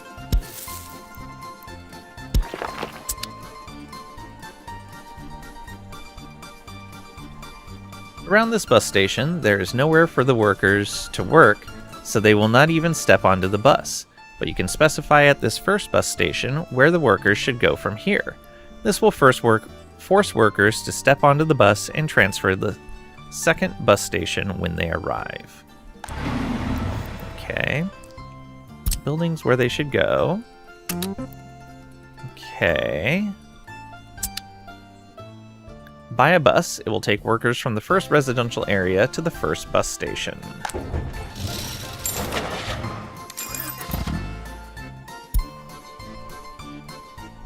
Select it. Pin it. Set the destinations. And start your route. Let's try another method for transferring. Second method requires only one station, and you will specify the station as a transfer station.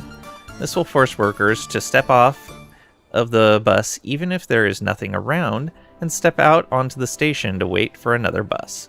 Buy a bus. This one will take workers from the second residential area to the transfer bus station.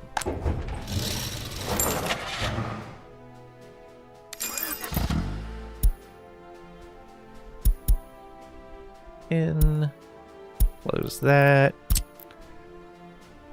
So start here and go here. Okay. And then we will select this get out, get in. At the first one, we are not unloading, just getting in. And we are not loading here, just getting out. And this is force citizens to step out of this vehicle at this stop. Transfer point to another line. Okay. And then we start. So they will load up here, come over to here, or come over to here and drop off everyone. And then an empty bus goes back, I guess. Buy a bus. This one will take workers from transfer bus station directly to oil refinery. Buses can be used to deliver workers, not only to bus stations, but also directly to large factories. Big factories like the oil refinery need a lot of workers. Sometimes a single factory will need workers from multiple cities to operate at full capacity. Fun times.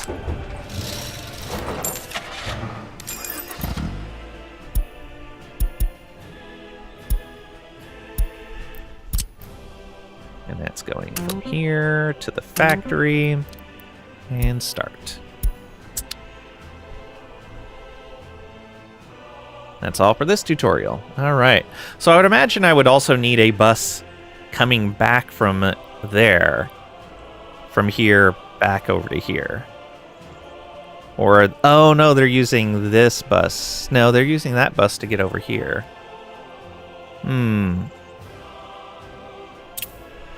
Alright, start next tutorial.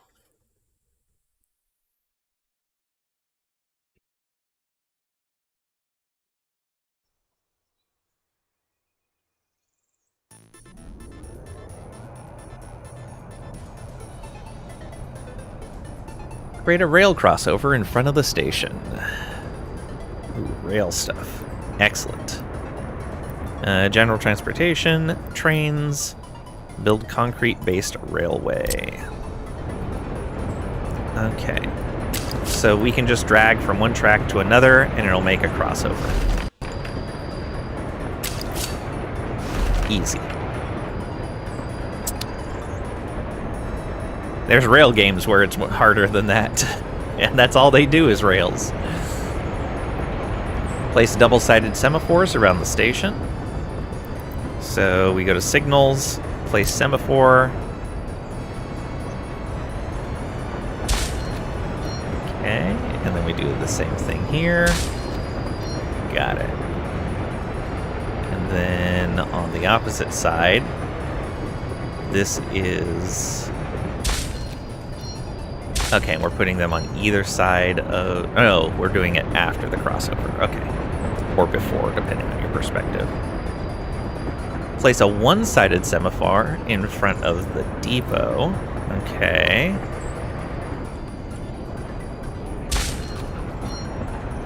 Oh, you click more than once. Right. There we are.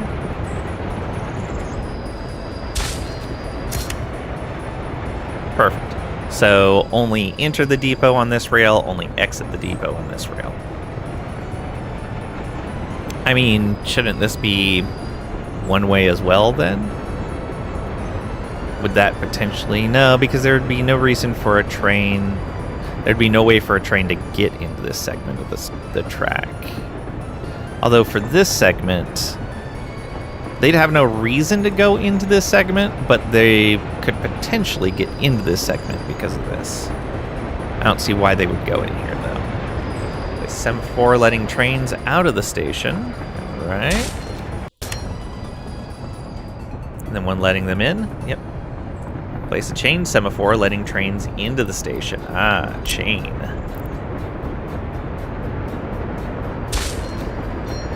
And we only want input. Right, because we want to chain one because there's multiple rail segments here. And we want them to be able to use either segment to get into the station. Got it. Alright, create a rail crossover in front of the station over on this side. So we're going to do probably all the same stuff over here.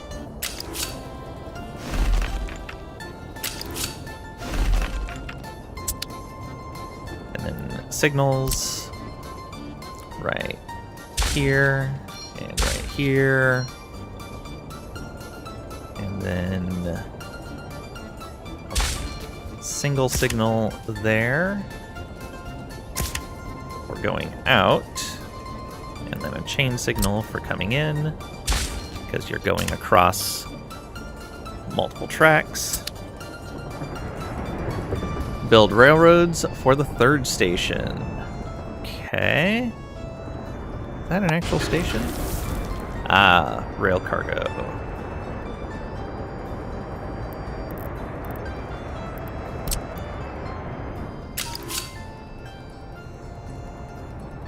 Oh, I have to build them in the right direction. Good to know. Oh. We just build the initial bit like that? Okay. I see. Got it. We're doing this sort of thing. And then you're gonna join back in with this rail over here. So coming into the station, you can split either direction, and then you leave separately on those rails, merge back in. Yeah, and then these are going to probably be side by side.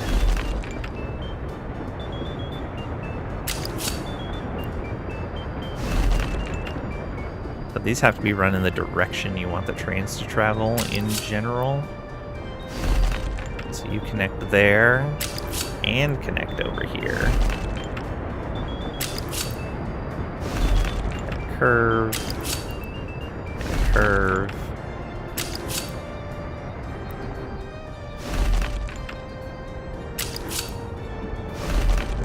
Okay. So we've got all that. Now we need to get all our signals in place. So yeah, this is going to be coming in. This is going to be coming in. Yes.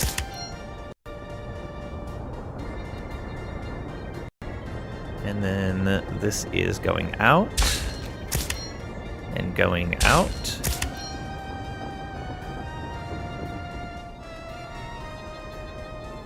And this is going out as well.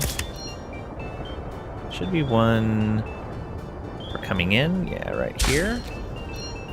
Oh, chain semaphore. Right, because there's multiple paths they can choose.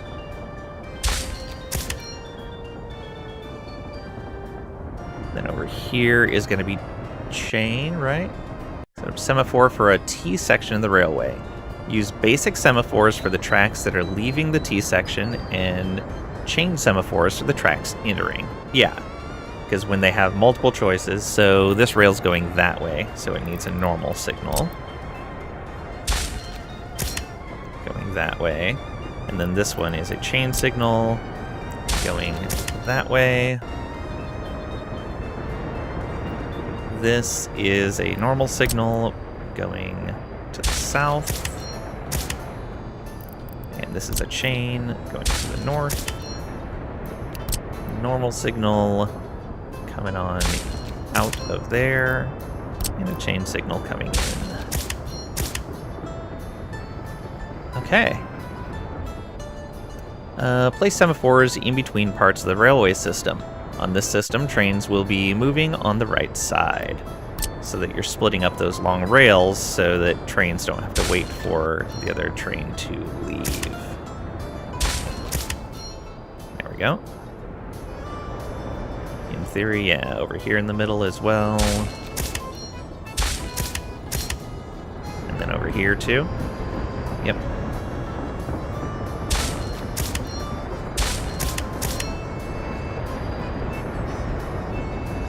Oh. Connect the railway system with the depot part. Okay. So we're doing that. Build a rail construction office. I guess the signals are already set here. Okay, they have signals over here. That makes sense. That probably means they're going to start going out here. Yeah. A rail construction office. So industry, construction industry. Construction offices, rail construction office.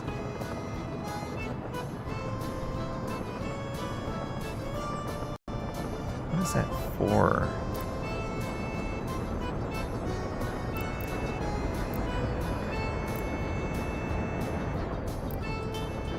Don't know what the 4 and 8 are for. Maybe number of vehicles they can hold?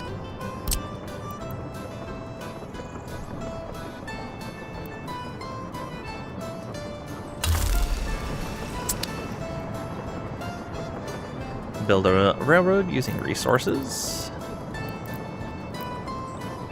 Concrete-based railway. Oh, using resources.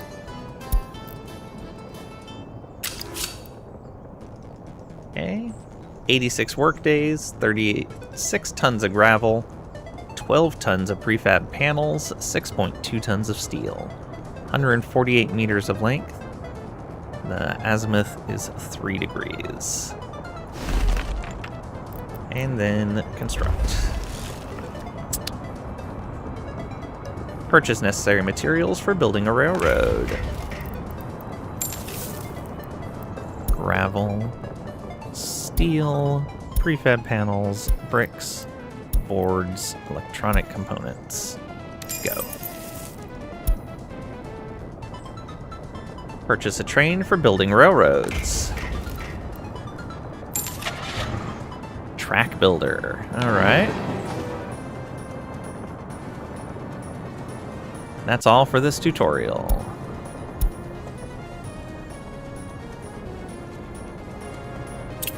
Start next tutorial.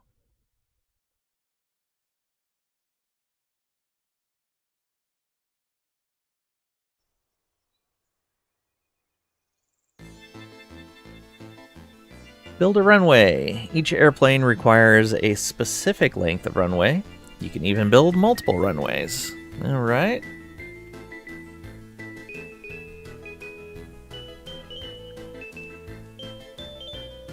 Watched a video on like why runways go the directions they go, and it is an interesting problem to solve because basically of how wind works. General transportation, airplanes, runways, build runway. All right, so we start over here, go to the end of the runway. I imagine the length would be important as well. I hope they take that into consideration in this. Build a terminal. Terminals behave like a regular passenger station. You can also send buses there. So for citizens, airport terminal.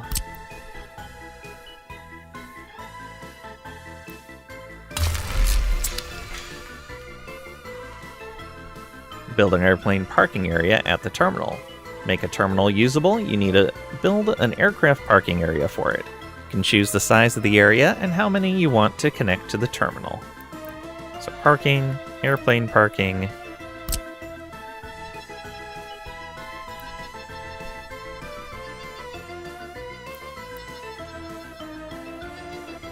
Can't build, too close to existing building.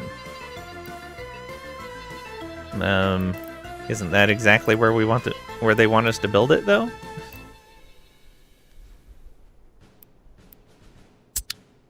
Zoom in a bit. Maybe that's the issue.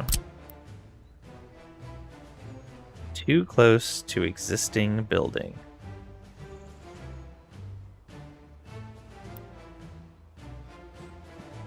Build a residential building at the highlighted position? What?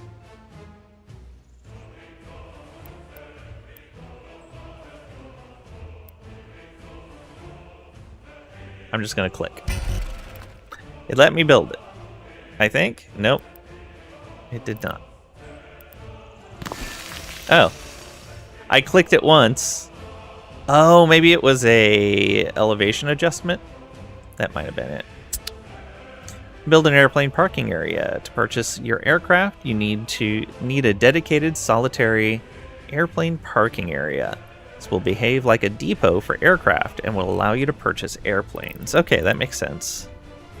So you have a place basically where new planes are delivered to.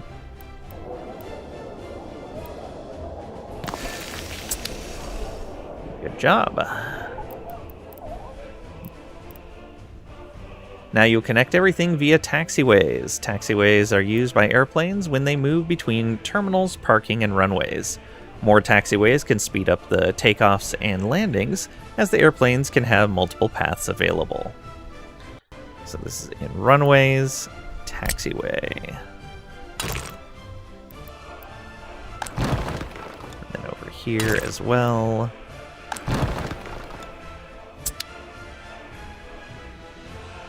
Build a control tower.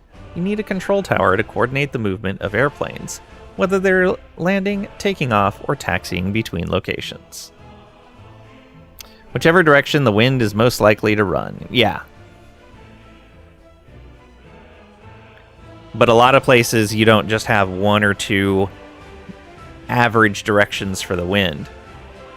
And so they have to build them at like the most optimal angles for the most frequent wind. Yeah, it's really interesting. Also, welcome on in, Dark Limit. Hope you're doing well today. Facility, control tower. There we go. Connect the control tower to the residential buildings. The operation of control towers requires workers with a university education, and the tower must be staffed at all times to facilitate air travel.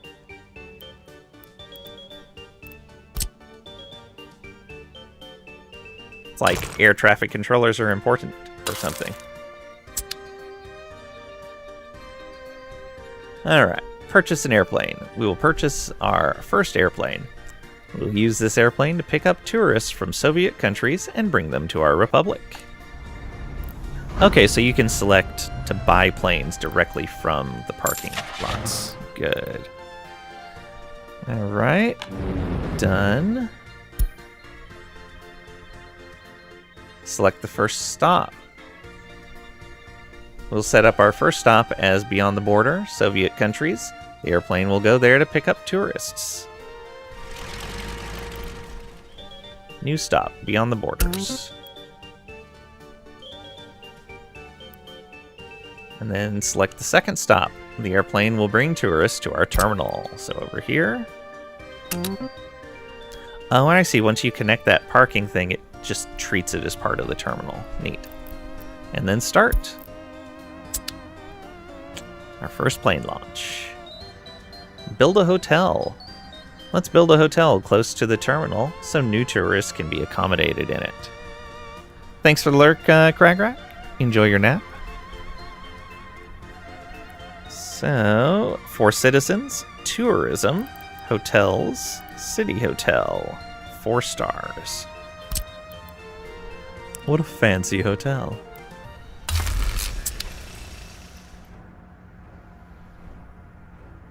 Build a sight tower. Tourists need some attractions. Attractions can be visited by tourists and citizens alike. You can also use attractions to fulfill the demands of your citizens.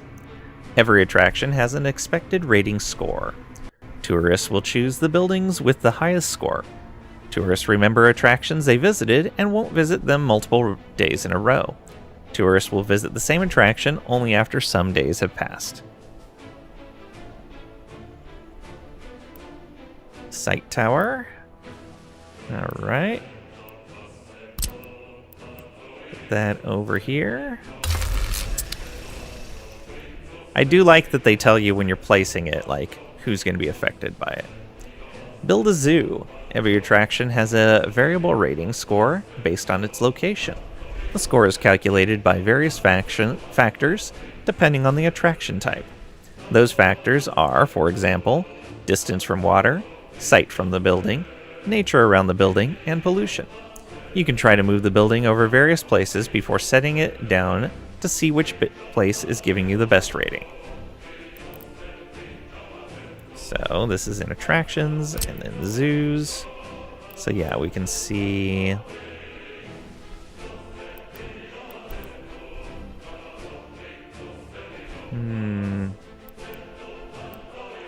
it's not showing me a rating. Okay, so that's showing a rating. Because it's in the tutorial, it's not showing me the rating for other locations. Because it wants me to build it there. Okay, but it gets 3 stars right there. It'd be nice if you could see the breakdown of what was giving that rating as you moved around.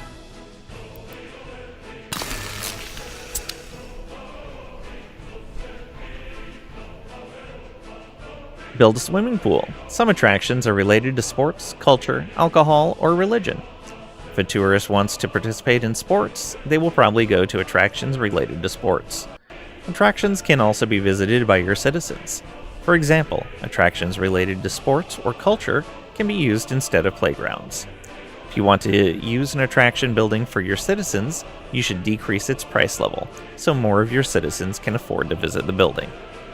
Good to know. For citizens, residential, sports, indoor pool.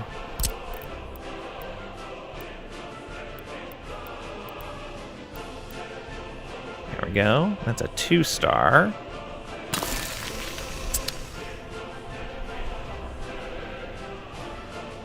Build a restaurant. Restaurants provide for the food demand of both citizens and tourists. Tourists can eat in a hotel, but if there are better options around, they will go there. Food and shopping. Panorama Restaurant.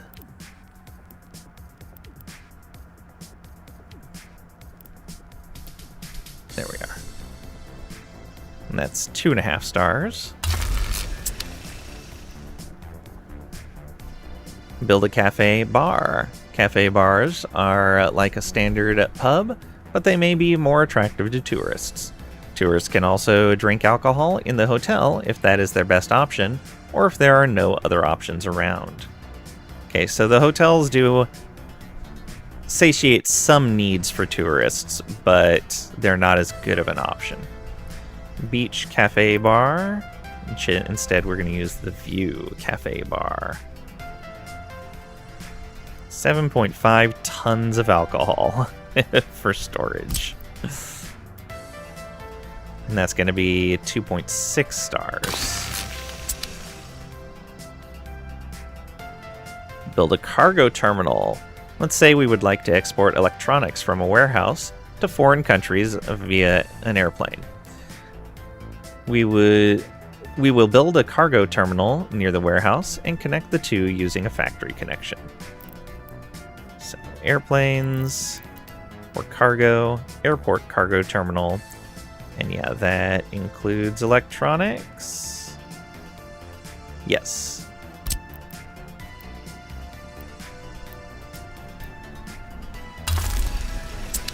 And that gives the cargo terminal there. We want parking for planes. Build an airplane parking area at the cargo terminal. Similar to the passenger terminal, we need to build a parking spot here for aircraft. There we go. Connects right in. And then we need a taxiway. Same as before. Purchase an airplane. Cargo airplane, I'm guessing. Oh, that's a passenger airplane.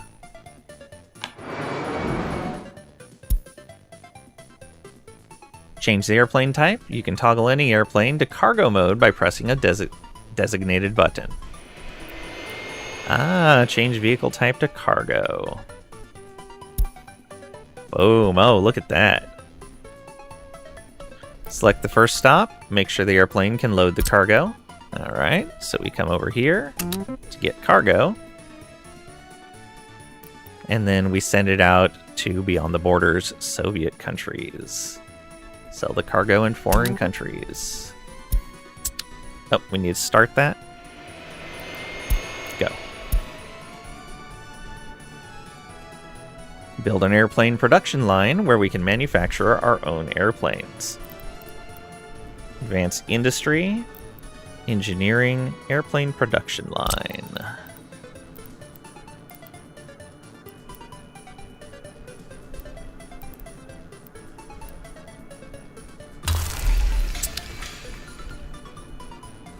That is a huge building footprint.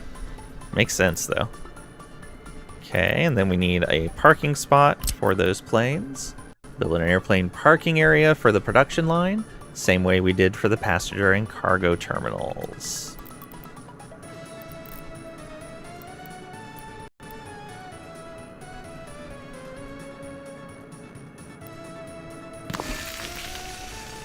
There we go. And then a taxiway.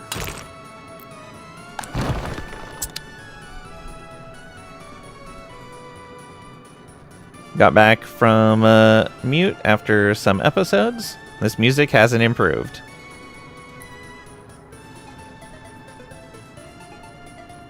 Everybody has their own taste in music. Purchase resources for the airplane production line. That was pretty good. Yeah, I like it too.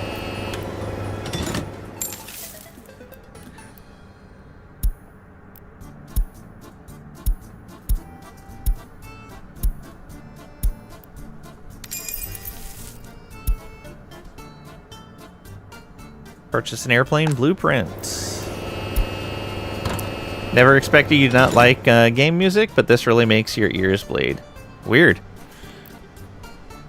But again, like, it's a really personal thing, whether you like a particular type of or even piece of music or not.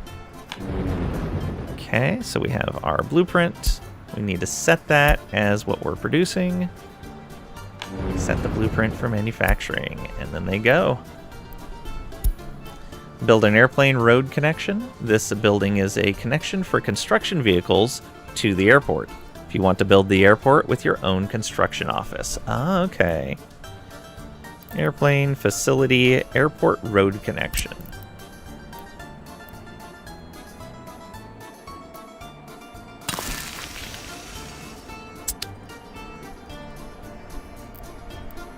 And build from resources. Build a taxiway with your resources using the construction office.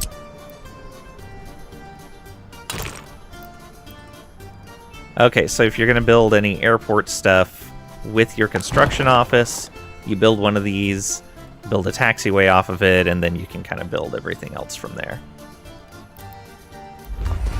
Got it.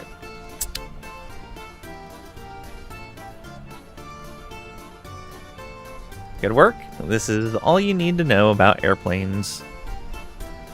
That's all for this tutorial. Start the next.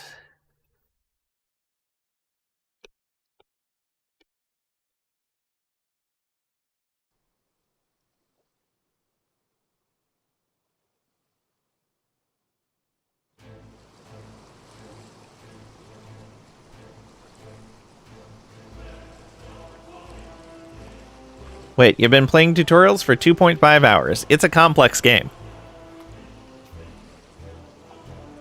Trisha and I were talking about that earlier.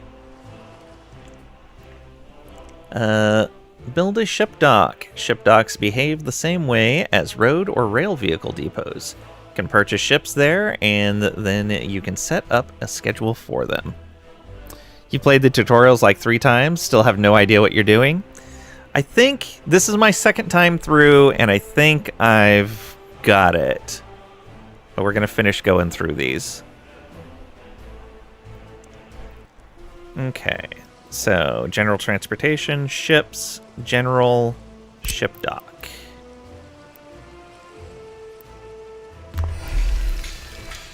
But to be fair, you have 70 hours in Anno 1800 and barely know what you're doing. Oh, yeah. Some games are just complex. Build a passenger harbor. Harbors need to be built partially in water and partially on land. Passenger harbor.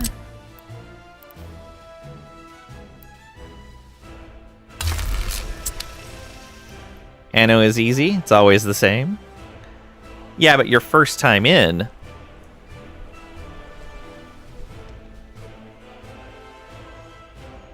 Build a second passenger harbor. Sometimes you'll have to straighten the line between water and land before you can place a harbor.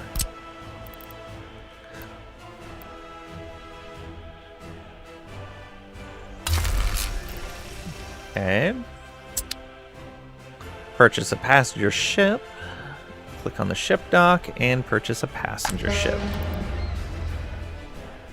Oh, this is the farmland ship dock. Okay, this is a passenger ship. I wonder if this is like...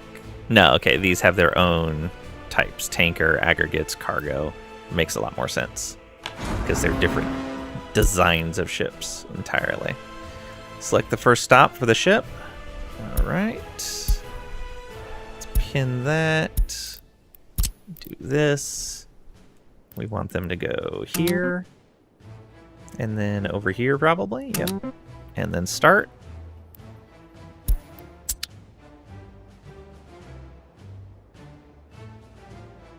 Your income swings from -600 to +1k just by you watching it. By observing it, you're changing the outcome. First Anno might still be the best. I don't even remember the first Anno at this point.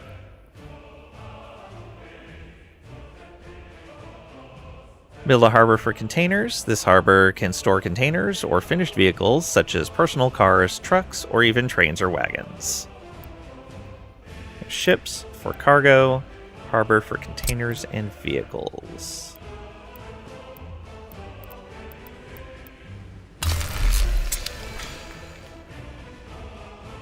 Battle Tank 09, welcome on in. Hope you're doing well today. Hi, new viewer here. Want to say, as a still learning guy, that campaigns 1 and 2 are the real tutorials. Campaign 2 is a marathon that if you have down, you're ready to dive deeper. Okay, that's good to know. Thank you, I appreciate it. Anno 1602. Schrodinger's income, yep. Got all the Annos. Reset campaign 2 so many times to get it right. Makes sense. Connect the harbor to the train network. Oops. That's the wrong type of rail. Electrified railway. Look at that. I like these tutorials so far because they feel like they have just the right amount of hand-holding. And, like, the right amount of information as to what you're doing and why. Plus, all of the buttons and the buildings tend to have pretty good information on them when you mouse over them. Build a container loading facility. This building needs to have workers to operate. They will take resources from connected storages and pack them into containers. Okay, so containers, container loading facility. There we go. I think you've only played 1602 and 1404. Purchase a flatbed truck. This truck will transport containers from the container loading facility to the container harbor.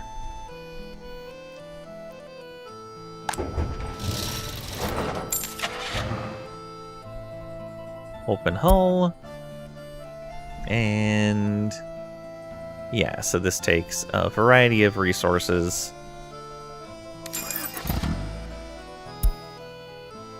And select the vehicle, pin that, set its route from here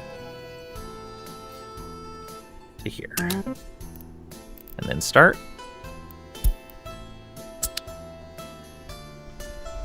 $22.05 is okay. Still getting into 117. Select the first stop for the train. This train will transport brand new locomotives and wagons from the railway production line to the container harbor.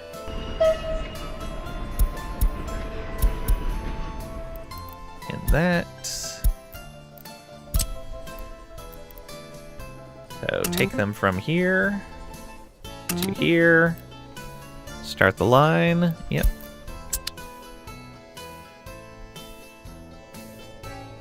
Purchase a ship to transport containers and vehicles. You can transport any other resources as well by purchasing the right ships and the right harbors. Okay, here's a cargo ship. Select the first stop. At the container harbor, and then we're probably going to export to Soviet countries. Yep. It's new stop beyond the borders, Soviet countries. And then start. Yep.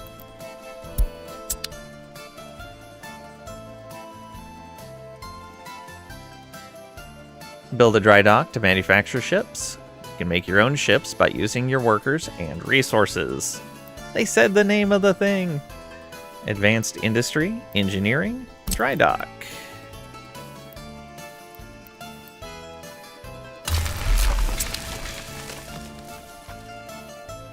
Purchase the resources needed for ship manufacturing.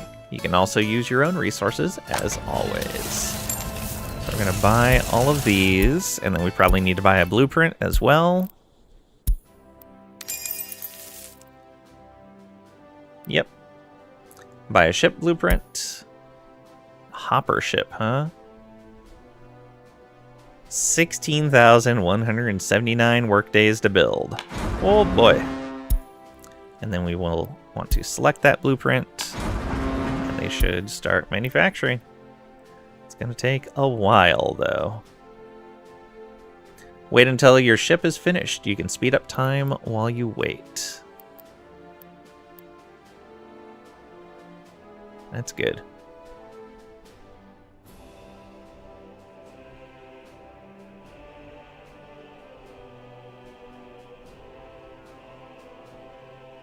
Oh, this is essentially worker days. So if we have 200 workers here, each game day, 200 work days would be taken care of. Got it. So it's kind of like man hours, but worker days. All right. Select foreign countries as the only stop for the ship. Okay. And then start.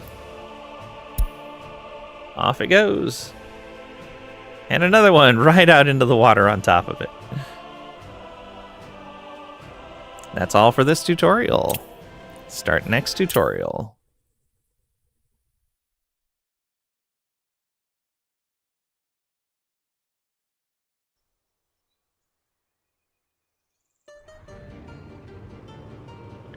Build a warehouse to expand factory storage.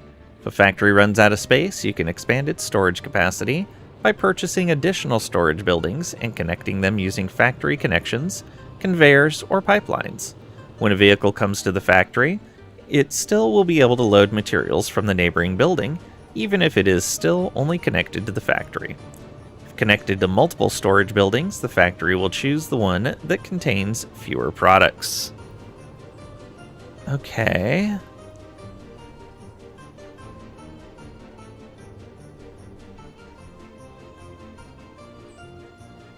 Vehicle comes to the factory, it will be able to load materials from the neighboring building, even if it's still only connected to the factory.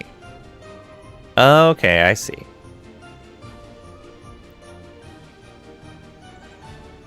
And it'll choose to empty something before choosing something that's more full. Alright. Cargo and storage, general cargo, storages, warehouse.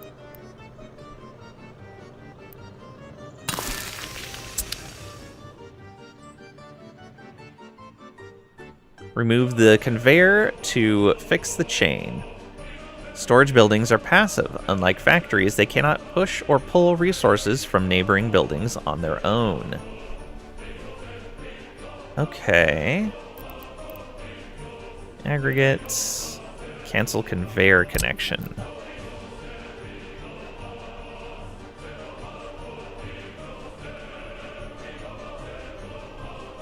Waiting excitedly for something? Is in the closed beta, but under NDA. Nice.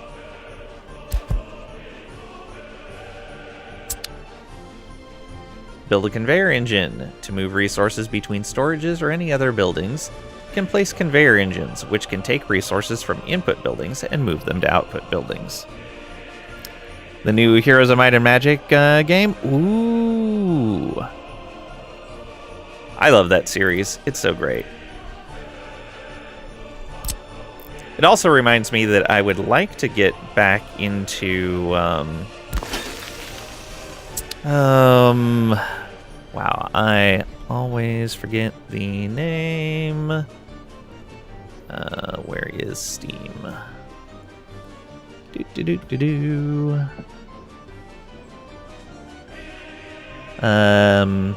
Age of Wonders. I'd like to get back into Age of Wonders 4, but I feel like I'm so far behind in it. Age of Wonders 4 is good too? Yeah. Build a pipeline over the road. Use the E key to elevate. You can adjust the height of pipelines and bridges by using the Q and E keys. So we go cargo storage, liquids, pipe connection. So we're going here, and we use E to raise this up.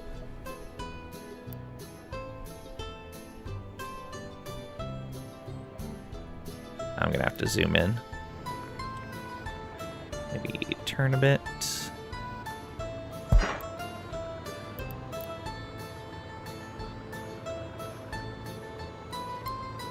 Ah, there we are.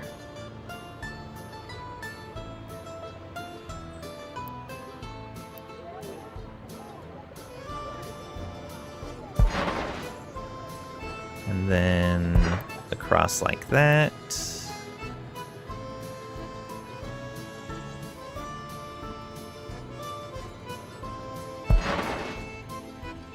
And then back down to here. Okay, cool. So we don't need to manually lower it. If there's a point to connect to, it'll just change the elevation. Got it. That's good.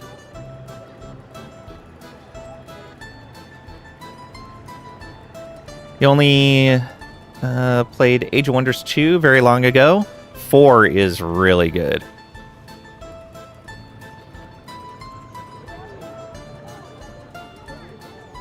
I have it, but I don't have any of the DLC for it so far.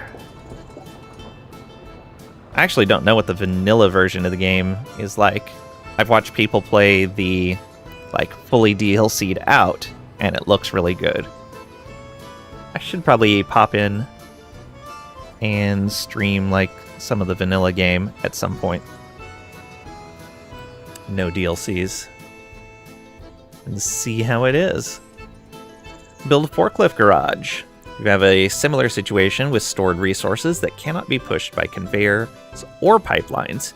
You can use forklifts to do the job. Okay.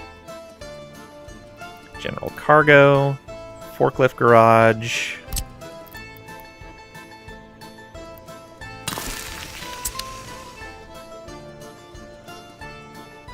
Purchase a forklift.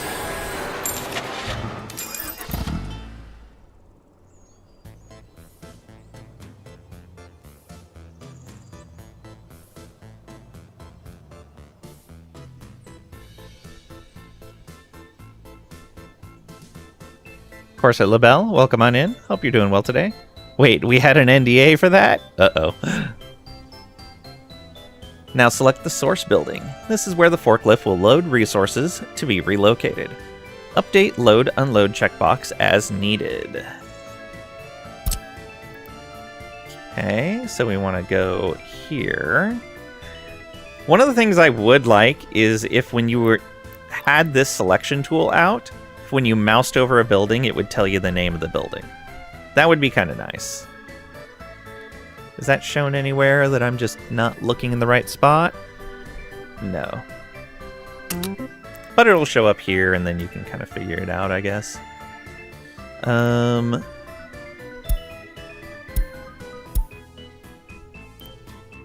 the unload. There we go. So we're loading 30% of the present storage. We're coming over here, we're not loading anything, and we're unloading 100% of what we have. I won't tell. Looks in stream for spies. You saw so many people streaming it too.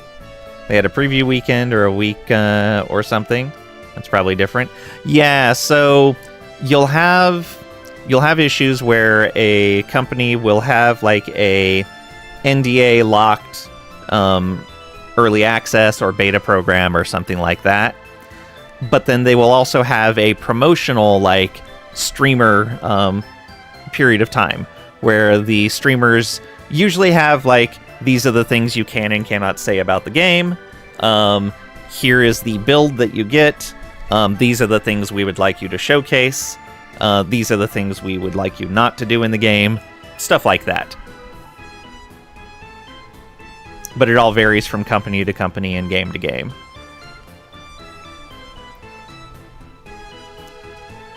This tactic was streaming to form the day he got our early access. Yeah.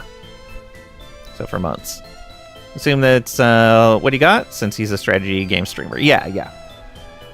Seen him play that and other stuff. Tried to teach you X4, but it didn't stick. Nope. Maybe I should stream X4 too and see if we could all figure it out together. General cargo, distribution, small distribution office. Let's escape out of that. Build a distribution office. You can use the existing road network and set up a distribution office, which will automatically operate trucks according to the actual situation in your production chains. This building is great for distributing goods to shops. Ah, okay.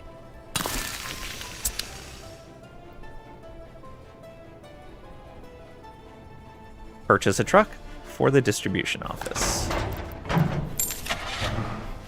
Covered hull truck. Send an existing truck to work for the distribution office by using the Change Depot or Workplace button in the vehicle's interface. Don't forget you can change the assigned building of any truck and send it to work in a different building using this button. Which is really nice. This is so handy. Select the source building for the trucks to load resources from. Choose to take resources from the food factory. You can also set a percentage. If you set, for example, 80%, trucks will take resources from this building only if the storage where the resource is stored is filled to more than 80% of its capacity. Alright. Manage office tasks. Add a new connection. So The food factory, load. 30%, do not unload. And then we're going to here, which is the shopping center, and we want to just unload. Select the second destination building, second shop. You can set multiple source or destination buildings. This distribution office is very useful, for example, to distribute goods to shops, but you can use it for anything else as well. So we go here, also unload. Okay, that's all for this tutorial.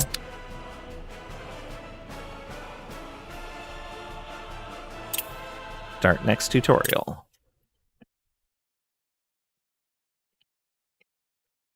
I'm almost out of coffee.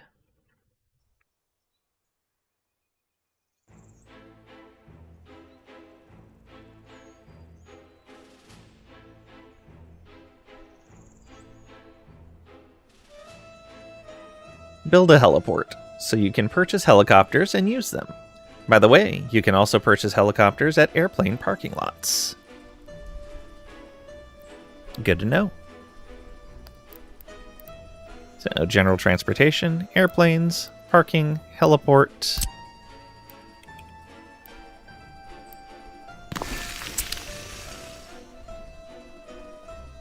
Build a helicopter terminal. Helicopter terminal is similar to a bus or train station, but for helicopters.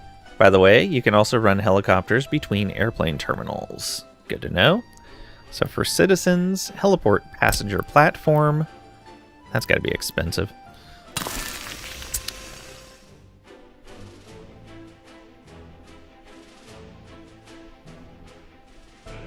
Build a second helicopter terminal. Yep, we need 2 stops in our new helicopter schedule.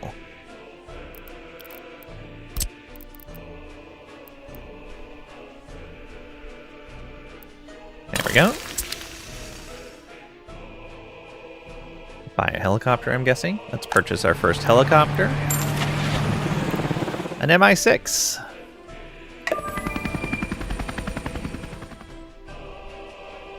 Set the first heliport as the stop. Pin that. And that's a stop. And then this is a stop. And then we'll start the route. Yep. There goes the helicopter. Build a heliport for the hospital. You can expand a hospital with a heliport so it will be able to use helicopters. Okay. So we just put a helipad there. Done. Purchase a helicopter for the hospital. Now your air rescue team is ready. An Mi-2 counts as an emergency ambulance. Build a heliport for the fire station. Everybody gets helicopters.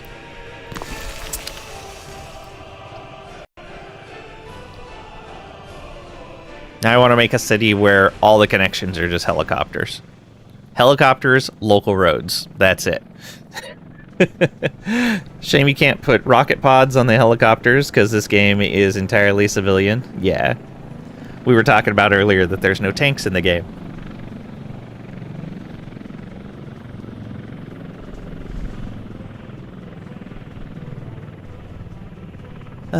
Purchase a helicopter for the fire station. Firefighters will now be able to put out fires at otherwise inaccessible locations that might not have road access. Sounds like a great plan. Go, another Mi-6.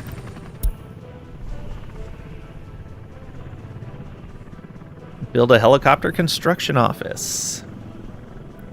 This may be very useful because helicopters can construct buildings in inaccessible locations. Oh, that's a good point. Construction office. Helicopter construction office.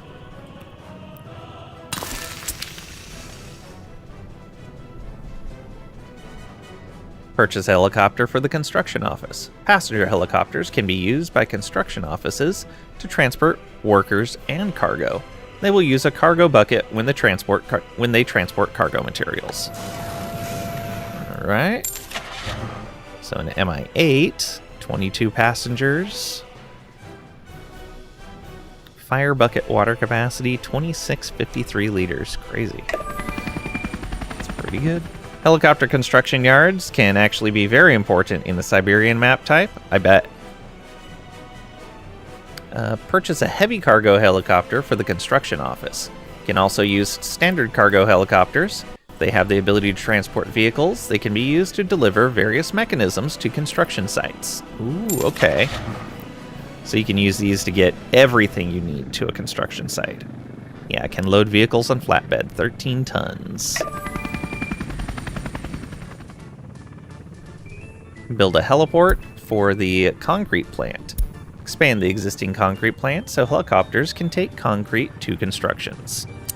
Ah, yeah, so you can use, like, all helicopters. That's pretty nice.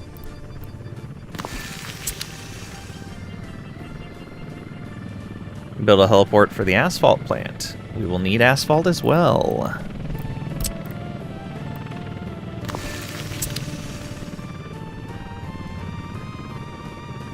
Build a cargo heliport for gravel. At this heliport, helicopters can load gravel. So it's a heliport cargo platform. Slightly different.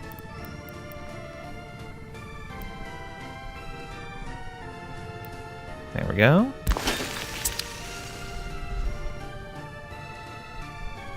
Build a cargo heliport for warehouses.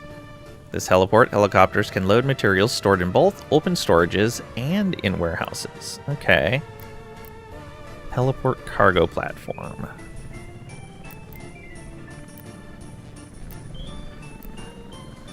Okay, so it's just a ×3. Right over here. Just like that.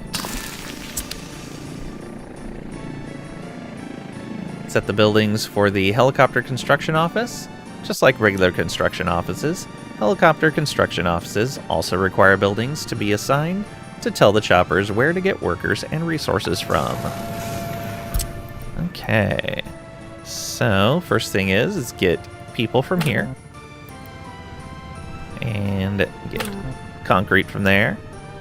And get asphalt from there. And gravel from there. And everything else from right there. Then purchase an excavator for the construction office. Now that we have a cargo helicopter in the construction office, we can purchase excavators and other mechanisms that can be transported by helicopter. There's an excavator. This is how helicopters work. Huzzah. That's all for this tutorial. Start the next.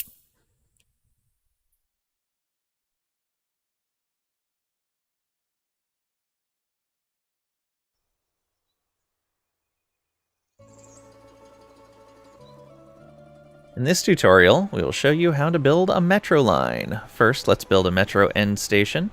End stations are used to reverse, turn around, metro train sets, and also to schedule train launching. So, general transportation, trains, depots, metro end station.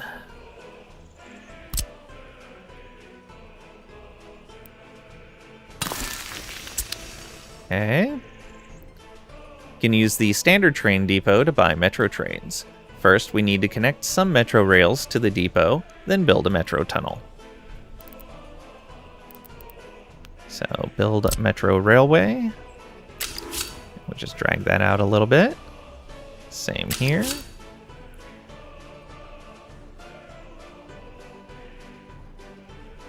Use the underground mode and QE to place the end of the tunnel below ground level.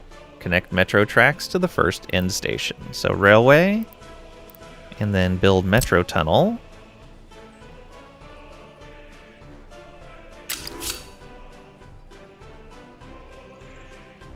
Let's see here. Oh, we have to set the underground mode. Ah, I see. So we're going like that. And then here. Perfect. Build the first station. This station is accessible from the surface, so no further infrastructure is required. 4 citizens. Metro station with entrance. I believe we can get out of the underground mode. There we go. Pat, welcome on in. Hope you're doing well today. What in the double reversal sneaky streaming? What do you mean? It's Sunday. We normally stream on Sundays.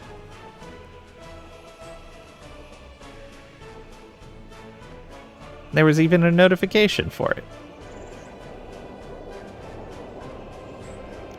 Told him not to. He was uncontrollable. I just had to stream for you guys.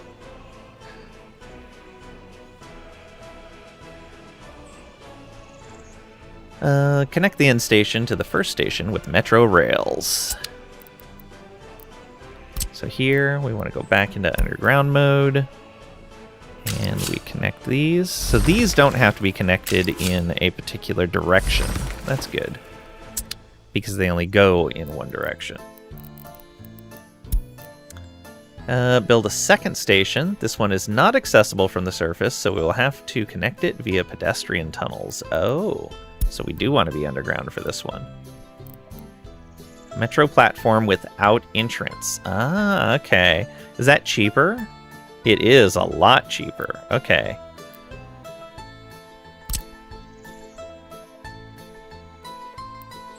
There we are.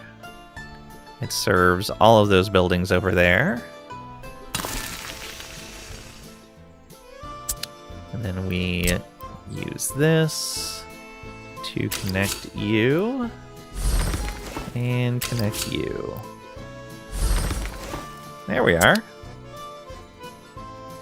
Now build the third station and connect it to the last one. Remember that the second station will need extra space to fit the tunnels. Okay. So we want a surface station.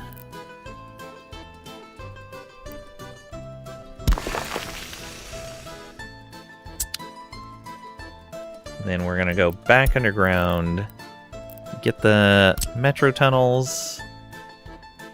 We're going to come from here.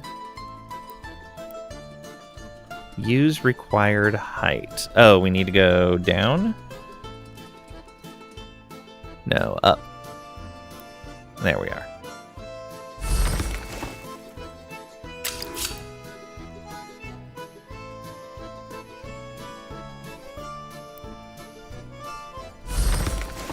There we go. And then from here to there. And from here to there. So yeah, we're going out around here so that we have room to connect pedestrian paths. Alright, let's build an entrance to this station. Build a pedestrian tunnel entry and connect it to the station. I like how it shows the ground like disturbed over here from the construction. So, pedestrians, underpass. Pedestrian underpass, pedestrian metro entrance with stairs. Just like that. And then pedestrian tunnel. That needs to go underground. Ah, I see. And then we'll connect from here to there. And then footpaths back on the surface to connect you to the road.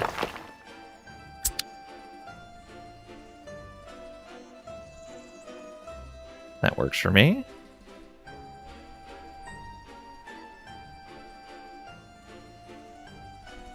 Now build the second end station and connect it to the rest of the network. Oh, right. We have to go back underground. Over here. This is the other place where the trains turn around. And then we'll connect their rails.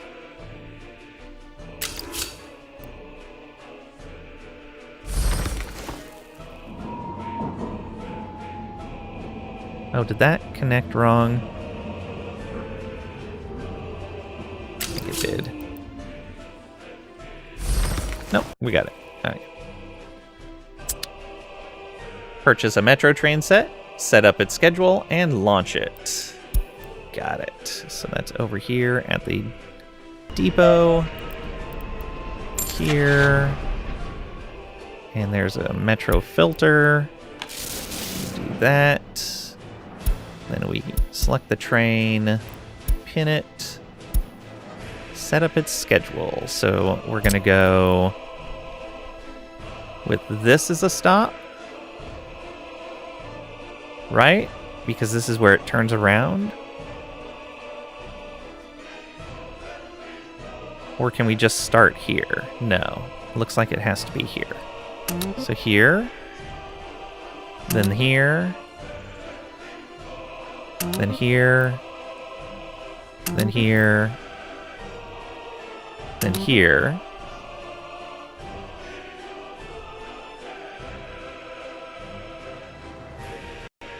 He never listens. Mother Russia, with love, workers, and resources. Just open an amazing red wine. The bottle will be gone at the end of the evening. Oh boy. You have 2026's finest San Pellegrino on ice. Way too young. You're having a 2017 Merlot Cabernet Sauvignon. Nice. I hope you enjoy. Okay. Do we need to do anything other than launch that, or do we need to have that come back through here? Yeah, we need to have it come back the other way now.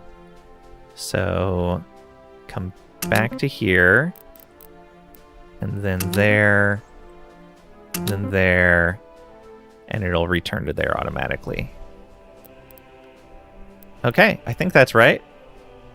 Launch. Did we do it? I think we did it. You can turn underground mode off for this part. Let's try and build some tunnels with the Rail Construction Office. First, make a connection to our train network. Don't forget to place a few signals to avoid confusing the track builders. So we go. Build electrified railway.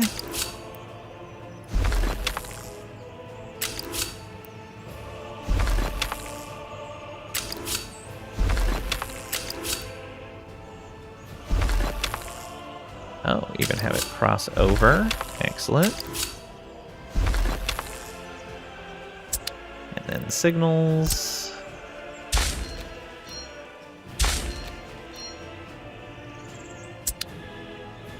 And now connect the Metro Surface rail track to the standard rail track. Regular trains can't use it, but track builder trains will be able to. So connect the Metro Surface rail track to the standard rail track.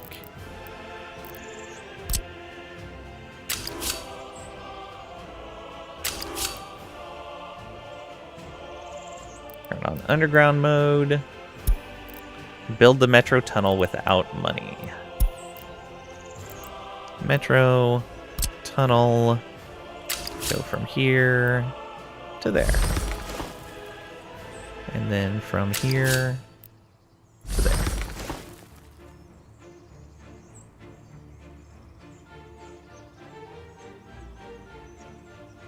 You're having a 9 million BC glass of water. Is that even considered wine, Trisha? Consider it sparkling water. Fair. You know that stuff? You've seen that when you were in the States? Your favorite is Saratoga, but alas, you're out. Aw. Laying building trains to nowhere. What is this? The California High-Speed Rail? Wow! Drinking water that at least part of was peed out by a Tyrannosaurus. Can't remember when you last bought bottled water. It's so American.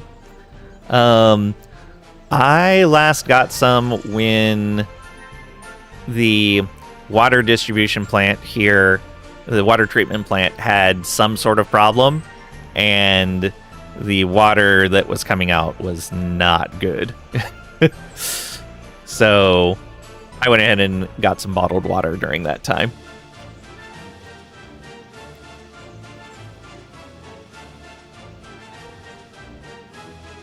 Tap water might kill you. Yeah, depending on where you're at. However, for sparkling water, only comes in bottles. That's true. And you like the bubbles? That is fair. And we're not building it in nowhere. We're only just starting the construction.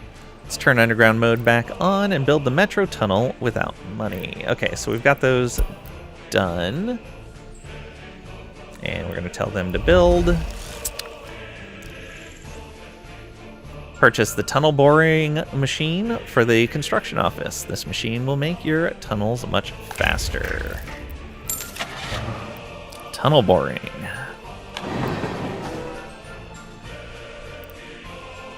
And a track builder. Purchase a standard track builder.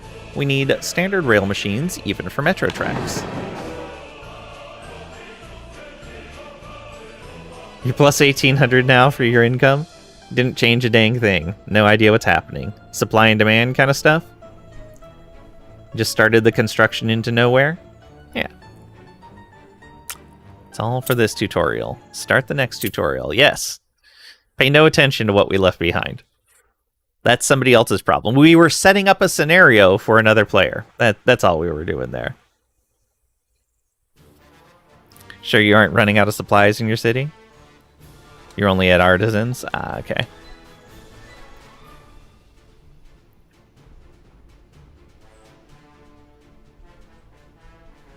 Oh no, I'm out of coffee. Everything is full. Not that hard to track the stuff you're making, yeah. Since it's not that complicated of a production line right now. Build a substation. Ooh, we're doing power now. Substations are used to deliver electricity directly to nearby buildings. Networks, electricity, electric substation. Okay, and it shows everyone that it'll reach and the distance.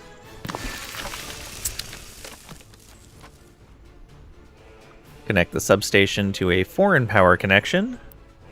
So we want medium voltage wires. And we're going from here to here. Okay. Import electricity from foreign power connection. Sometimes you will need to import electricity in order to start your power plant. Or maybe you simply don't want to build your own power plant. Import purchase mode. Max amount of energy to purchase.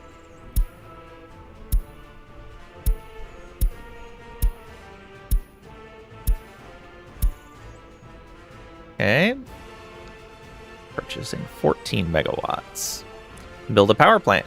Similar to substations, power plants deliver electricity to nearby buildings. However, their main purpose is to generate electricity and deliver it across large distances. So, networks, electricity, power plants, coal power plant.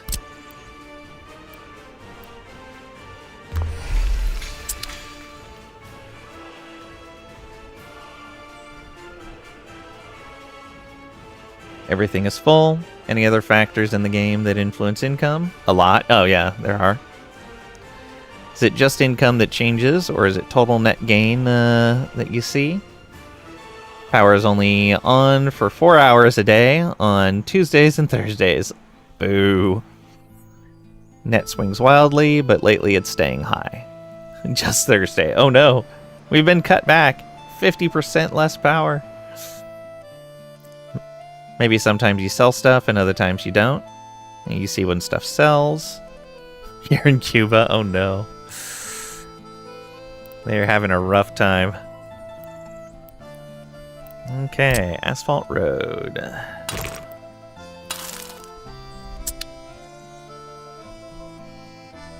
Use a conveyor to connect the power plant with an aggregate storage. Coal power plants need coal to work. However, coal mines and coal processing plants require electricity to work. For this reason, you may need to import electricity to start your power plant, or you could purchase some coal. I wonder which would be cheaper, to purchase the starting coal or to purchase the starting electricity. Alright, let's get this connected.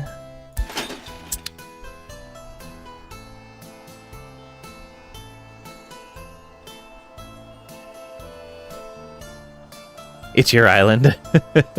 Not a good time to be at your Cuba hideout, dude. That's true. Sail over to a different island.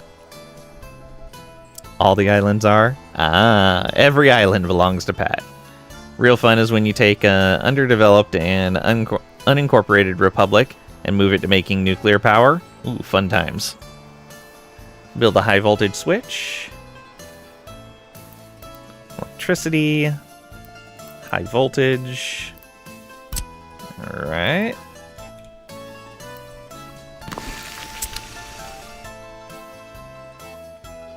Build a power transformer. Transformers are used to change high voltage inputs to low voltage outputs. While some factories will require high voltage inputs, most buildings require low voltage inputs. The advantage of high voltage is that it can be used to transport energy in large quantities by a single wire. So power transformer.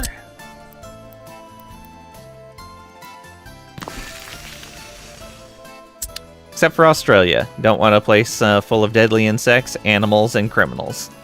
Too bad. They've already gotten to you.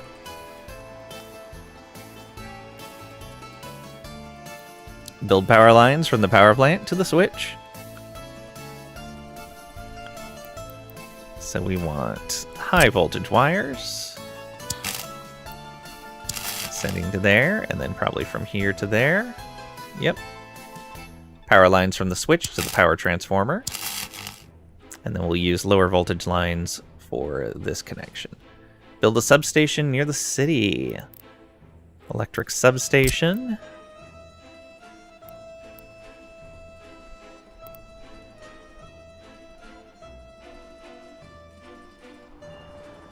Okay. There we are.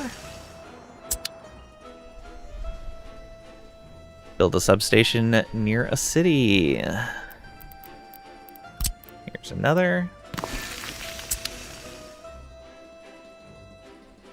Connect the substation to the power transformer. So this is medium voltage wires.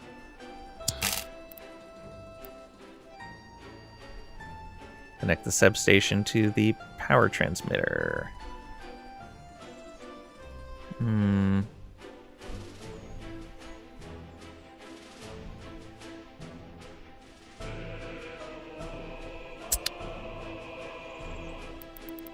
Here.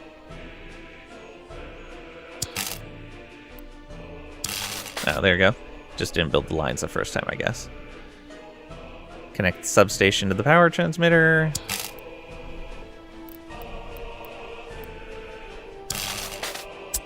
There we go. Build a road gas station. You'll need it so the road vehicles will be able to refuel. Met Trisha and Tricadia from Australia. Wow. You moved to Aussieland in a heartbeat, if I could. I think I'd probably prefer New Zealand down in that area, but Australia's nice too. Or Kazakhstan. Or back to Germany. Yeah. Been close to the coast, but you're not down under a kind of person. It's fair. New Zealand, Hobbit home. Yep.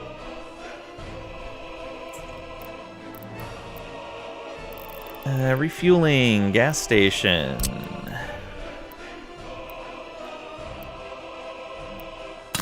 There we go. And it showed the power connection. That's very nice. Build a trolleybus trafo to bring power to the trolleybus network. I see it is all out of power right now. So trolleybus trafo. Done. And we need to connect it. Bet Lang is really a hobbit? Probably not. Woohoo, got city status. Nice, Grats. I think that's the first time you did that. Very nice. Connect the trolleybus trafo to the power transformer. We'll go with those medium power lines again. And we're going to connect from here to there. Build a railroad electric connection. Oh, that's for the powered rails. Railway electric connection.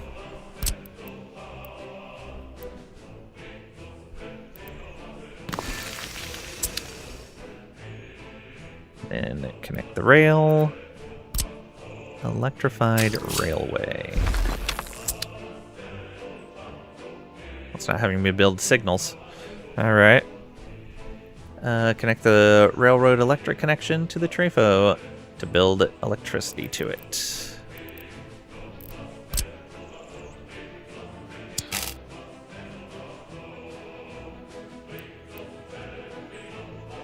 Oh, did I connect that to the wrong one? There we go.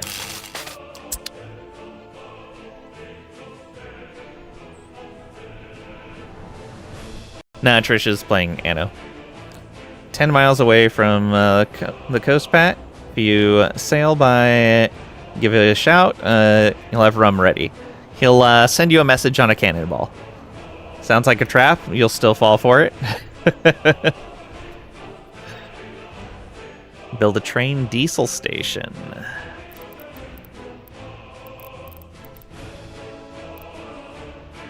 Okay. Oh, and it does show the power consumption on this. Like, this is 3 megawatt hours per day. All right. Yeah, I really like how much information they show you just on the construction menus. Connect the train diesel station to a rail network in order for the train will be able to go there and refuel. Okay.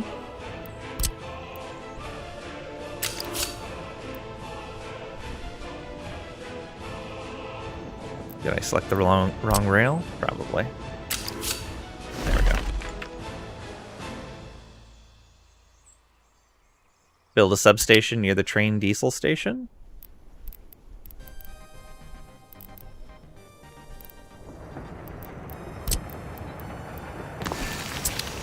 And we'll connect the substation with power lines.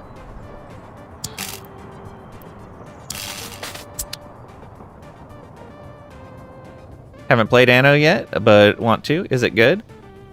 I've had fun with it. I haven't played the one she's playing, though. I've played older ones. You ever played any Anno game before, Pat? No? They're fun for the first time, for sure? Yeah. For me, personally, they don't have a lot of replayability, but they are definitely fun the first 1 or 2 times through. Other people, though, like, play them over and over again. So it depends on what you're looking for in the game. Which one is the best one?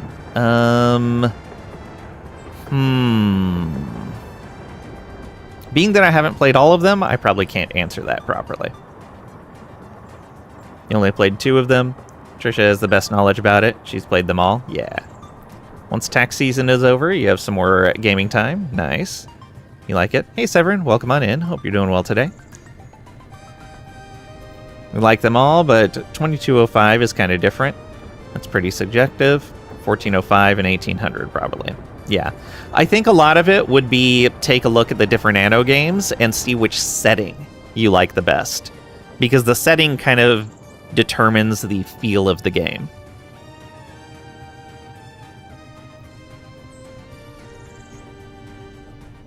Determines the kind of production lines you'll have, the goods you're making, things like that.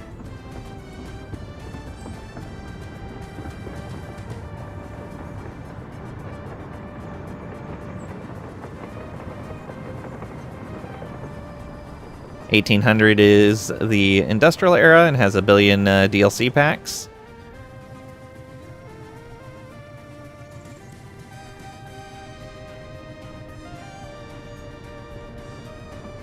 Just annoying it has 1 million DLCs. Yeah.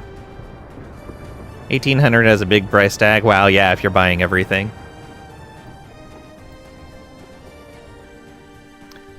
I mean, Pat, 1400's Age of Sail. You couldn't go wrong there.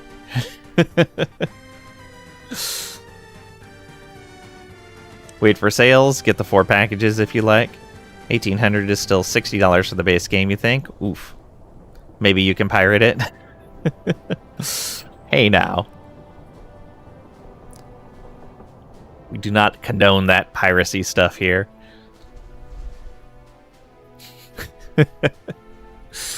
Connect the switch to the foreign power connection.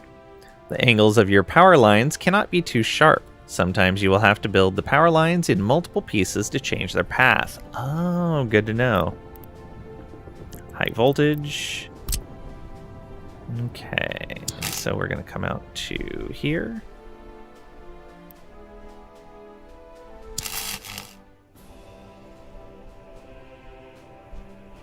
And then we're coming over to here.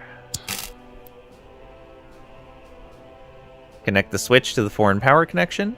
The angles of your power... Okay, there we go. Set the foreign power connection to export mode. When your power plants generate too much electricity, you can sell it to neighboring countries. Export. How much?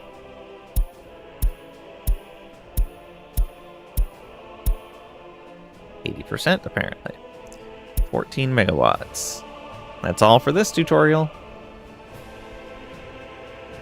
Back 40 years ago, we used to pirate games. Couldn't afford to buy them if we wanted to eat.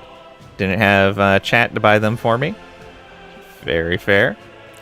Buy the Anno franchise bundle for $220 and try all the games, Pat. Goes on sale a lot? Yeah. I notice it on Humble every now and then as well. So you can keep an eye out for that too. That's all for this tutorial. Start the next.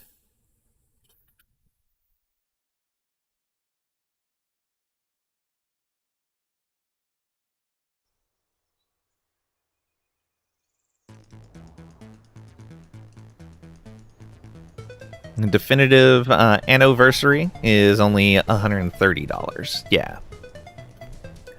Build a heating plant. Ah. For the cold, cold winters. Think that's everything? Everything that matters. Heating plant. Okay.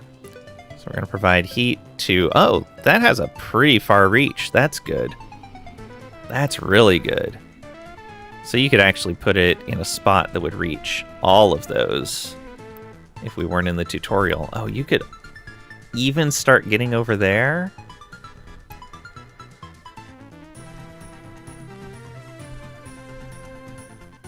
It looks like it's about 490-ish? 485 that it cuts off? Wow, we could actually get quite a bit if we put it there. Alright, but we don't have a choice. 4 seasons, the deluxe, the bonus, and the 16 cosmetics. It's only Anno 1800 though, yeah. Yeah, Tricady was talking about the one that has a bunch of the different Anno games in it, so you could just play whichever one you wanted to. Not spending $130 on a game, that's just stupid. Pollution becomes a concern when it's too close. Oh, that's fair, yeah.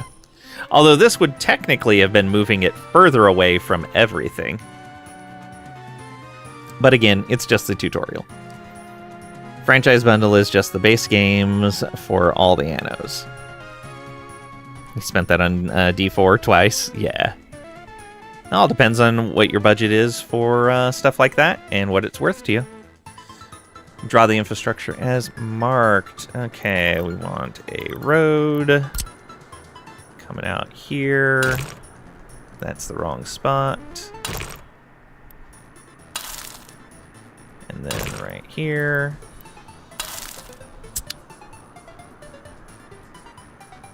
Purchase coal for the heating plant.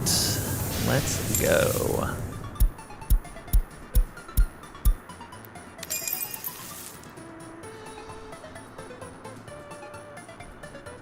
Your limiter is time? Yeah. Should work less so you can spend less. Build a small heat exchanger near City 1. Substations. Small heat exchanger. Okay. Okay, so it's next to power, and it's going to get all that stuff. You might get laid off, then you'll have more time. Fair. I hope you don't. Well, I mean, I want you to have more time, but I hope it's on your conditions, not forced on you. Check whether the exchanger's hot water tank capacity is sufficient for the supplied buildings. The sum of the connected buildings' tank capacities shouldn't be exceeded. So view heating connections. Total capacity of all connected buildings, 33.46. Maximum drain, 22.82. Okay. So yeah, we're fine there. Connect the heating plant with the exchanger. Heating pipes, small pipe.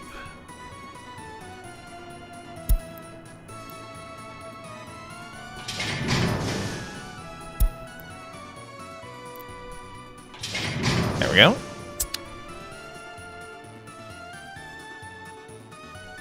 You need 2 years to play all the games you already bought. Fair. I hope you don't need more money still. Yeah. If you can last another 3 to 5, you're set. Understandable.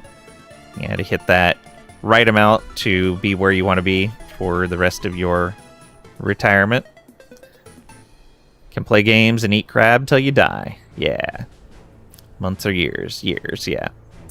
Yeah, that was what messed me up with having to take a disability retirement, is if I would have been able to stay until I was fully vested, then I could have retired at 55 at like 80% of my highest 3 average consecutive years of salary. And that would have been great. That would have been perfectly fine. But because I had to take a disability retirement before that, I got a much lower percentage. A much lower percentage. Heat exchanger.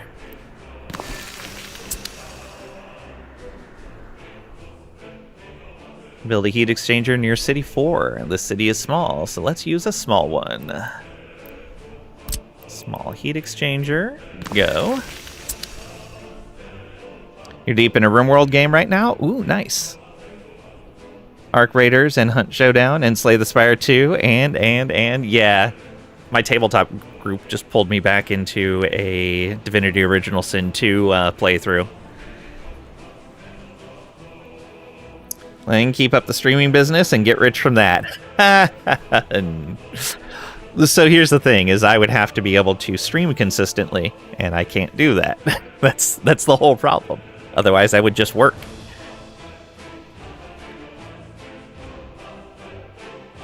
Build a heat pumping station.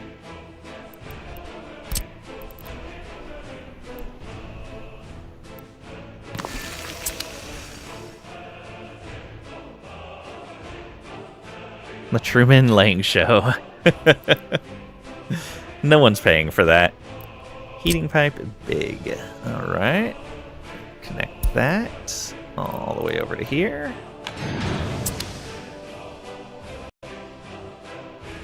And then another big heating pipe. And then I'm guessing a smaller one over to here. Oh, okay. Another large, oh yeah, a smaller pipe here. Here, because exchanger is small, it is okay to use small pipes. Yeah. Build an electric substation near the pumping station. All heating facilities need electric power. Don't forget about that. That's why we have the Z redemption. So we don't forget about that. There we go. I have the feeling that when I started watching you a year ago, you were at like 7 to 8 viewers, so you're more than doubled in the last year. He's just been holding his head for 6 hours with a migraine. The ratings are taking. Thank you for the hydrate, Severin.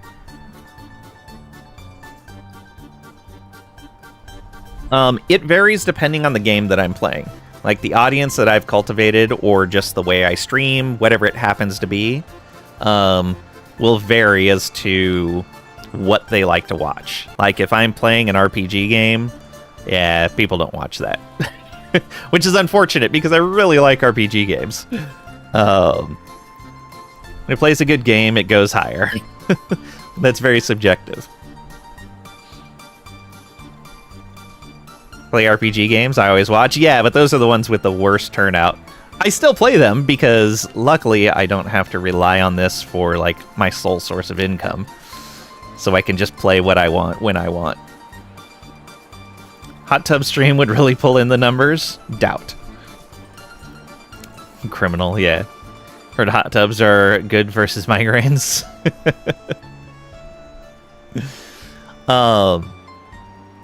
Yeah, it varies depending on what I'm playing. I actually wasn't expecting this to be as popular as it is, but that's nice. When I started streaming this morning, I think it only had like 12 viewers Twitch-wide, so that's not bad. Build electric wires to connect the switch and substation. So I can do this and that. Cap, no cap, some kind of head covering. Oh no, it's snowing! Build a technical services office. When the road is covered by snow, road vehicles will move much slower. Technical services. There we go. You heard it on the TikToks. Talking like an old man. Buy a snowplow when the road is covered by snow. Okay, yeah. Snowplow, let's go. That's it. We're prepared for winter. So just heating and snowplows. Excellent. That's all for this tutorial. They did a pretty good job with the snow. Overall, I like the graphics in the game. They did a good job. Surprising for a city builder game.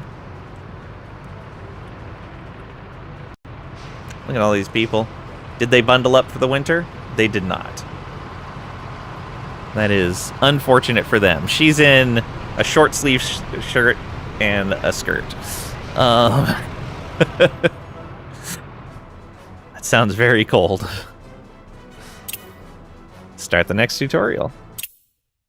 Now the nukes come? No.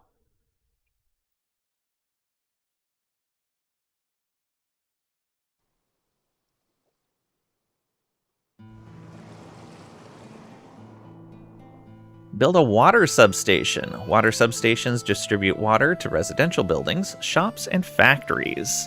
Ooh, we have to do water distribution as well? Fun times. Plumbing. Water substation.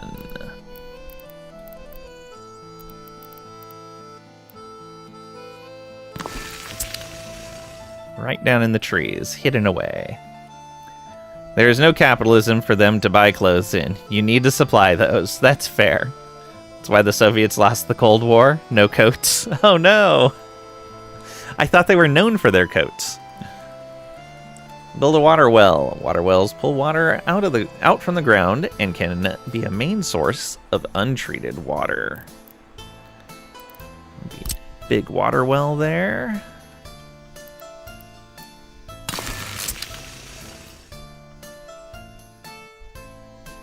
Build a water treatment plant. Water from wells is not necessarily clean enough. You will need water treatment plants to purify the water. Otherwise, your workers may refuse to drink it, or in worst case, they may get sick. Alright, water treatment.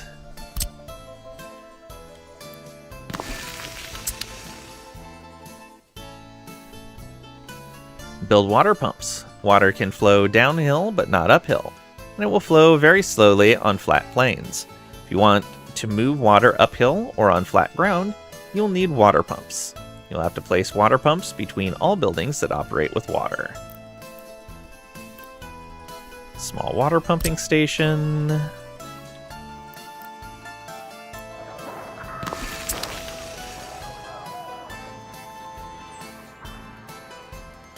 Soviets are needy. El Presidente's people would never ask for water and electricity. Fair. But they're on an island and can't get away. The tutorial has specifically said that if we don't meet the needs of our people, they will escape. Which I think was very well put. It wasn't that they will leave, it's that they will escape.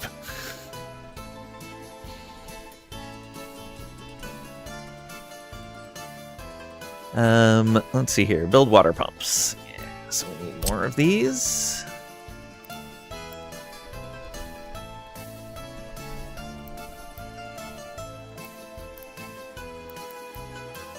There we go. Any more? Nope. Switch to underground mode. You can see underground connections in this mode. Connect buildings to water pipes. The size of the pipes limits the speed at which the water gets transported. So we're going to use medium pipes. I guess we come out of there. Which one? Okay, you're wanting me to connect to this. And over to here. Got it. And then from here to there.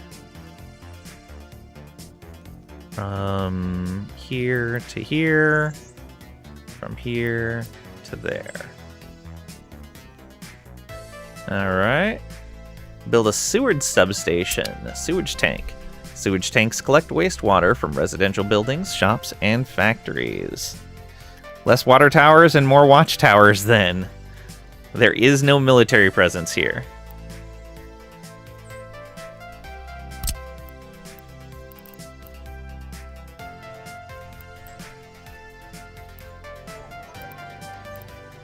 Let's see here, just like that.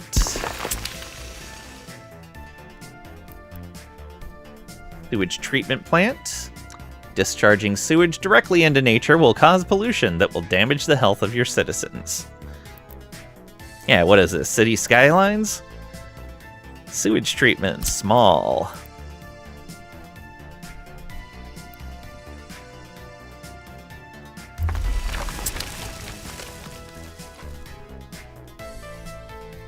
You receive a precious prize for reporting your neighbors. We did build a secret police station earlier, right across from a newly built residential complex. Connect the sewage tank to the treatment plant. Sewage pipes use simple flow to transport sewage, so they can only transport sewage downhill. If your substation is lower than your sewage destination, you will have to use... Okay, you will have to use a sewage pump to add additional height to the flow so it can flow down again the rest of the way. So, build medium sewage pipe. And there we go. This apartment has a great view of the sewage plant. It does, doesn't it? Build a sewage discharge. Now that the sewage went through the treatment plant, it is relatively safe to release it back into nature, even though the pollution is still there. Sewage discharge. All right.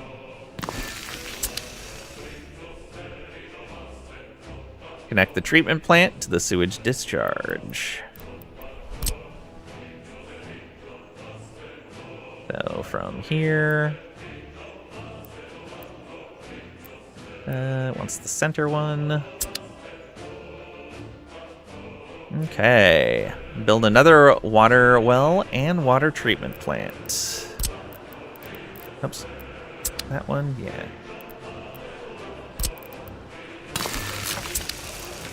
And water treatment plant.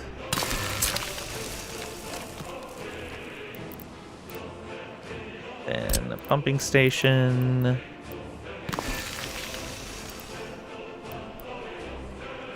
And then connect them.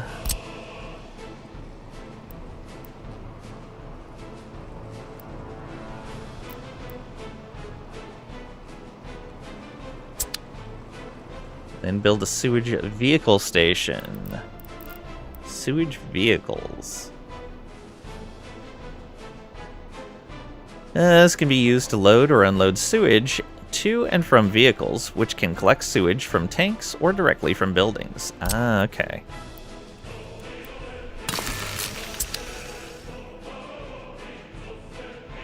Great words. Swimming and fishing just got a lot more interesting. It's fine. Build a sewage discharge. Now that we are further away from town, we won't necessarily need a sewage treatment plant. However, you should always consider building one. Pat, did you write this part of the tutorial?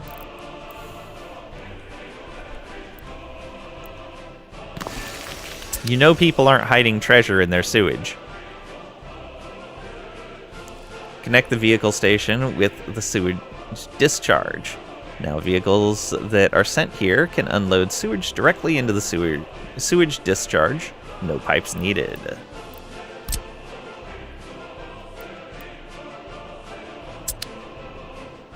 No comment. Build a technical services office. Trucks from technical services can be used to distribute drinking water to buildings that are not connected to water substations. They can also be used to collect sewage from from buildings that are not connected to sewage tanks. Okay. So go technical services. Boom. Nonsense. Swordhaven taught me otherwise. There's a whole activity extracting treasure from goop.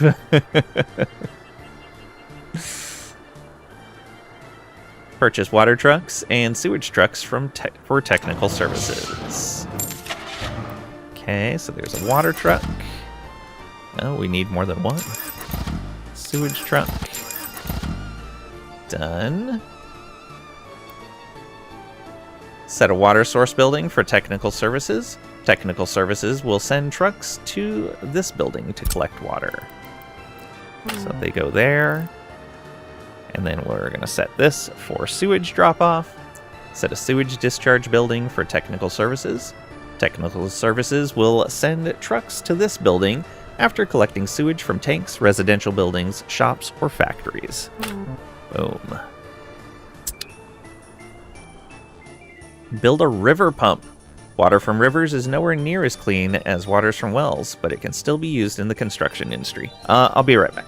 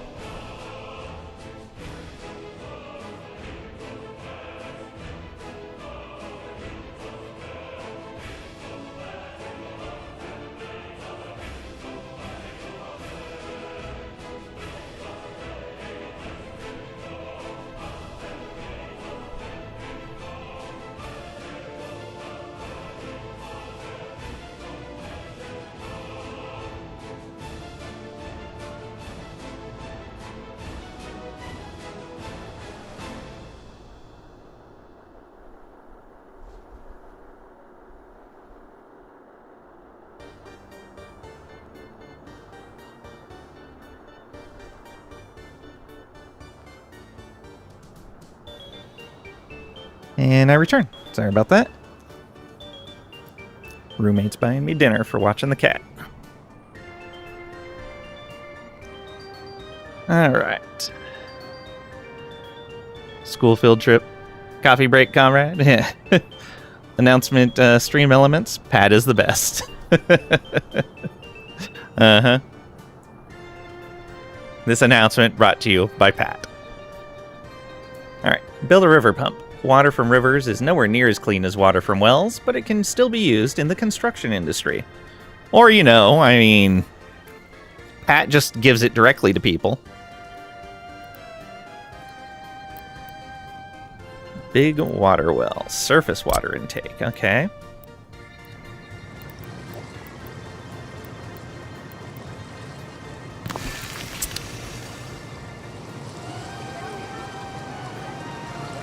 I hope there's a filter on that. Keep the fish out. Are there even fish in this water? Ooh, is there a fishing minigame? Build a concrete plant. With water management enabled, some buildings will require water inputs to operate. Concrete plant. Done. Perfect work. Make sure concrete plant receives water from river. So we go small water pumping station. And then we gotta connect it. Medium pipes. There we are. Build a small water well on a hill. Small water wells don't need workers to operate, and thanks to the elevated position, this one won't need a pump either.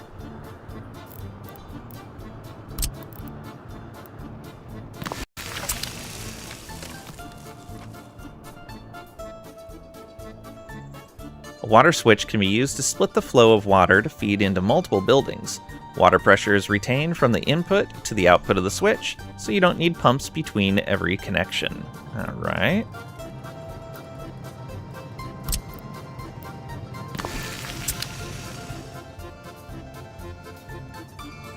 Ensure the fabric factory and concrete plant have direct water connections. Easy. So, down to here. And then over here, and then over to here. That's all for this tutorial. All right, we know all about water now. And sewage. The clouds are in the way of seeing. All right.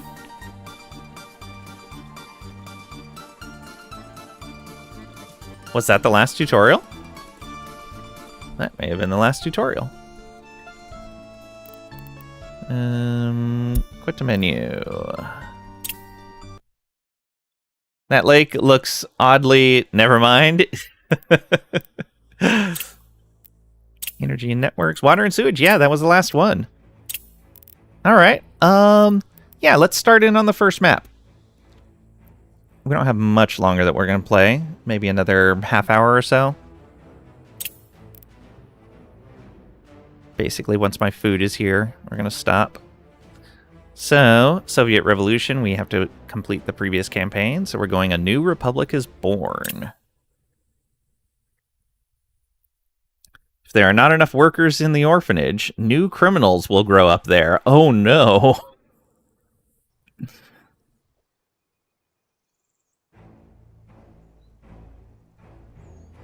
A new Soviet Republic is being born. Greetings, comrade.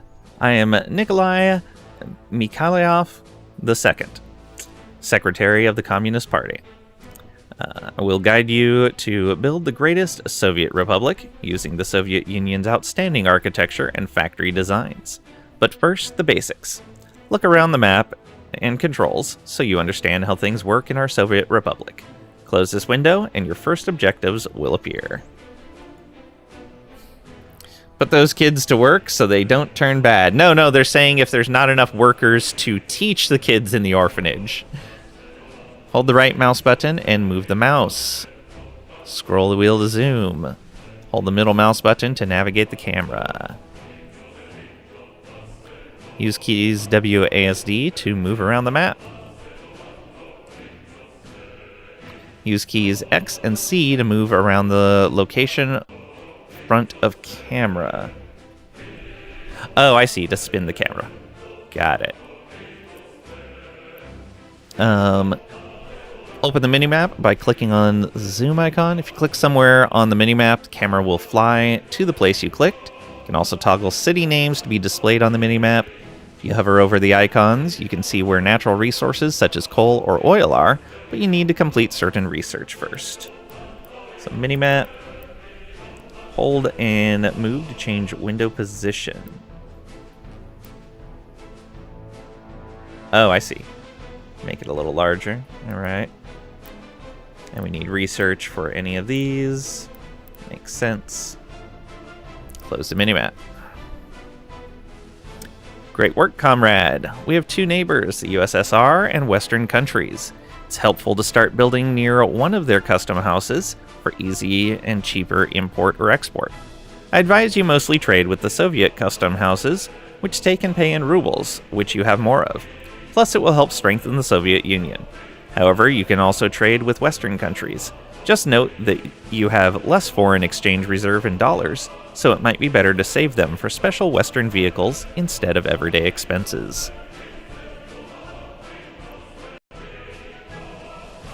Kids, time to build coal mine. Oh, no. They told us in one of the earlier tutorials what happens is we build prisons and put the prisoners to work in the coal mines. Then we build an orphanage and make sure that they grow up as good citizens instead of being sent to the prison to be sent to the coal mine. That's the spirit. So essentially, only bad kids end up in the coal mines. Are the coal mines run by Santa?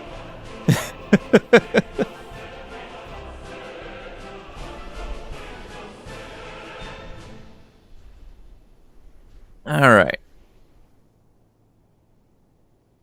So, there's the customs house on the Soviet border. There are more customs houses on each side of the map. To start trading, you need a road or railway connection to the customs house. Then you can send vehicles to sell the goods. You trade with rubles on Soviet borders, dollars on Western borders. Currencies are separate. They cannot be exchanged due to Soviet restrictions. To get more dollars, you'll need to get them directly from the source by selling goods to Western countries. He's got a list. Papers, please. Yeah. Thank you, comrade, for your attention. Hope you will continue your education in successfully building a socialist paradise. You can start another course or get advice from me or my colleagues. All right. Okay.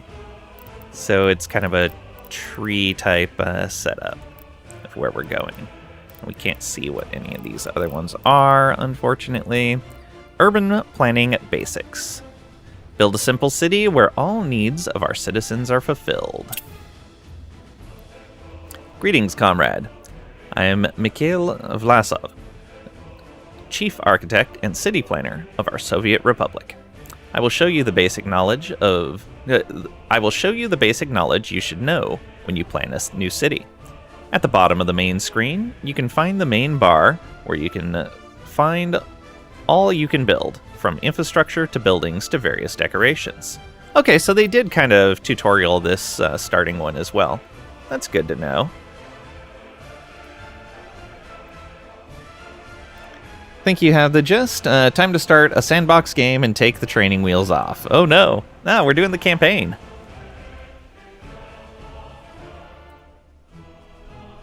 Let's start first by creating a road network. Create a basic grid, build at least 750 meters of roads. Remember, we'll be placing buildings around them later, so leave enough free space between the roads. Urban planning basics. Build at least 750 meters of roads. Let's start first by creating a road network. Create a basic grid. 700. Okay, yeah, we got that.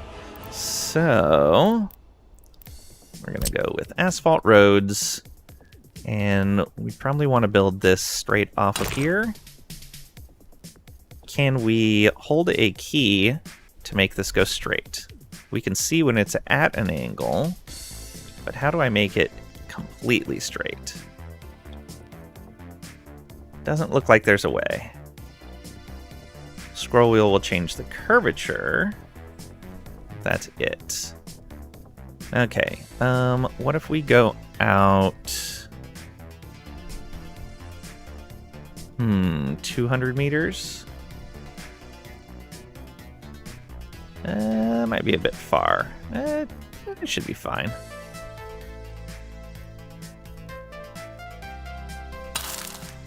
Oops, got a little bit of an angle. That's fine.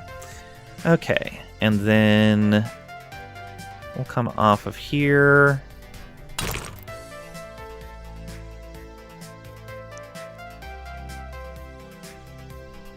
Maybe 150.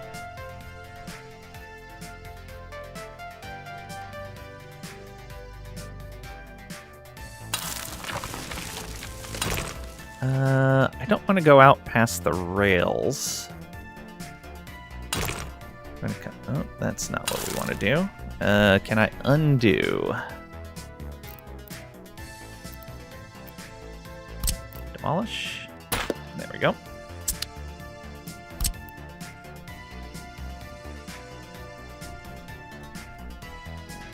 You want to see failure? Have you played City Skylines 2? Can't remember? No, I don't even own it. Trisha has, though. Played it on his behalf. Struggled through 20 hours of it. Yeah. It's not looking great right now. We'll go out an extra 100 here.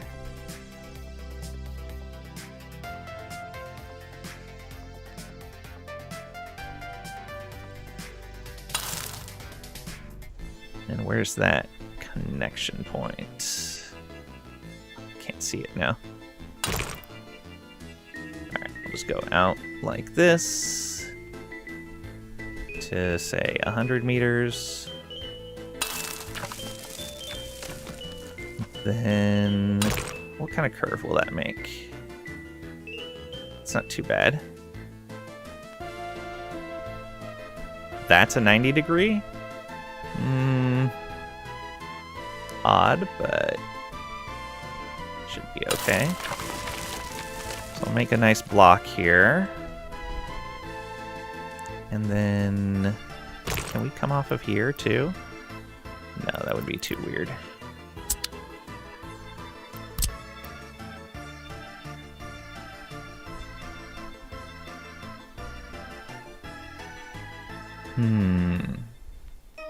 Yeah, we'll just come out a little further.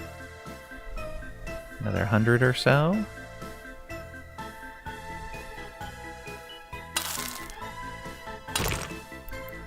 And we'll bring this out 100 as well. Now, can we come from right here? No, we can't. So if we're coming from here,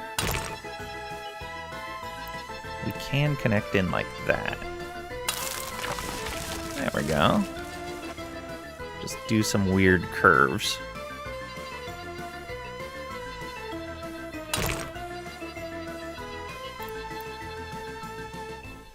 Other infrastructure's in the way. Nope.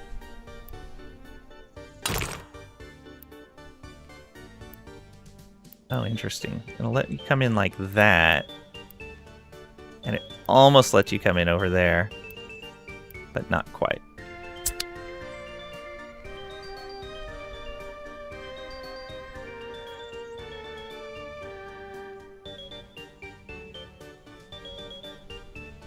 You haven't played in a long time. December 2023. Been a lot of updates. Games need more zombies and pirates. Zombie pirates even. They had one decent update. It was recently. Rest was the old dev who apparently lost their marbles. New dev seems to be on top of things. That's good. I hope they turn things around then. Like the way the roads could be locked to 90-degree angles if you wanted. Nice. Already fixed some super annoying things. You're off to Easter? Enjoy, Pat.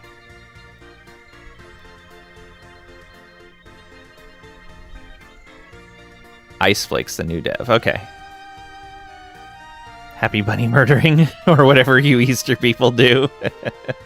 We steal their eggs. Uh-huh. Oh, think those are poops. Uh-oh. That's probably not good. Alright, we need to build more roads still. Let's build this out a little further. Another 100 meters.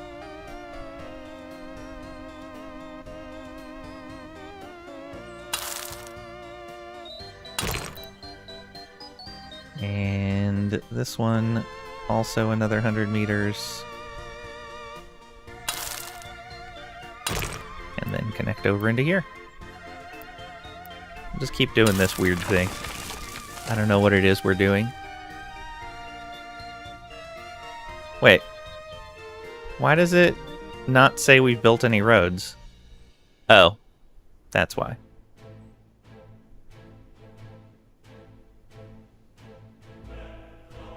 We have overbuilt.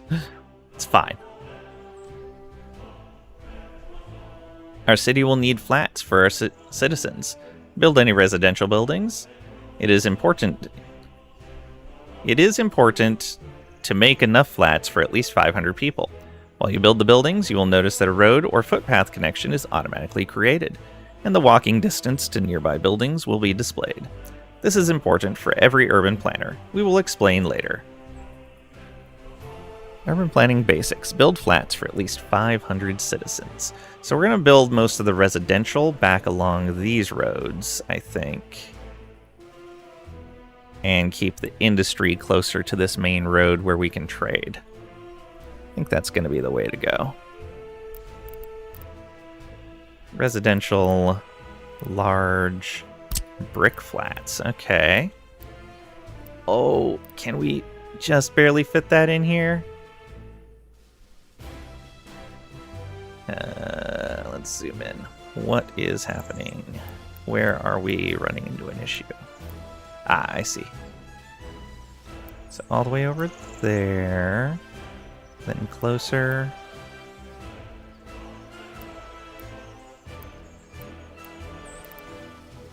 Right there. Okay. How many people in one of these? 157. Okay. So this is... Oh, that's definitely not going to fit, but we can put it on this side instead.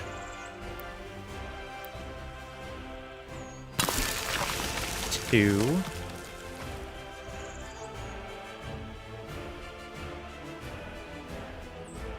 Oh, did I not make these other ones wide enough? I did not. So they're all going to have to go on this side. 3. So that's... Oops. So that's 300, 450. I'll need one more. I guess we could put it over here.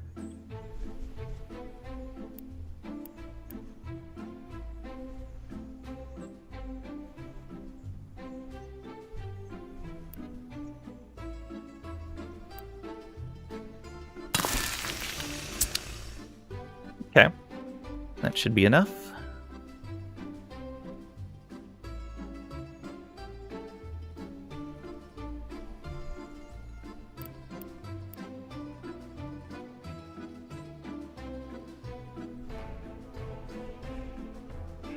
Now to explain the color. American chocolate, hard to distinguish. In the lower of the two boxes, to the lower right, click the first box twice to show a grid and lock the building to the grid. Oh, wireframe. Hey, look at that. And then there's the near snap. Okay. Neat. Thank you. And then, okay, there it is snapping too. And that's a hotkey of F1. Good, thank you. I appreciate it. That's something they haven't mentioned anywhere. Especially, there's no indicator that clicking it twice does anything. Underground, we've already messed with. All right.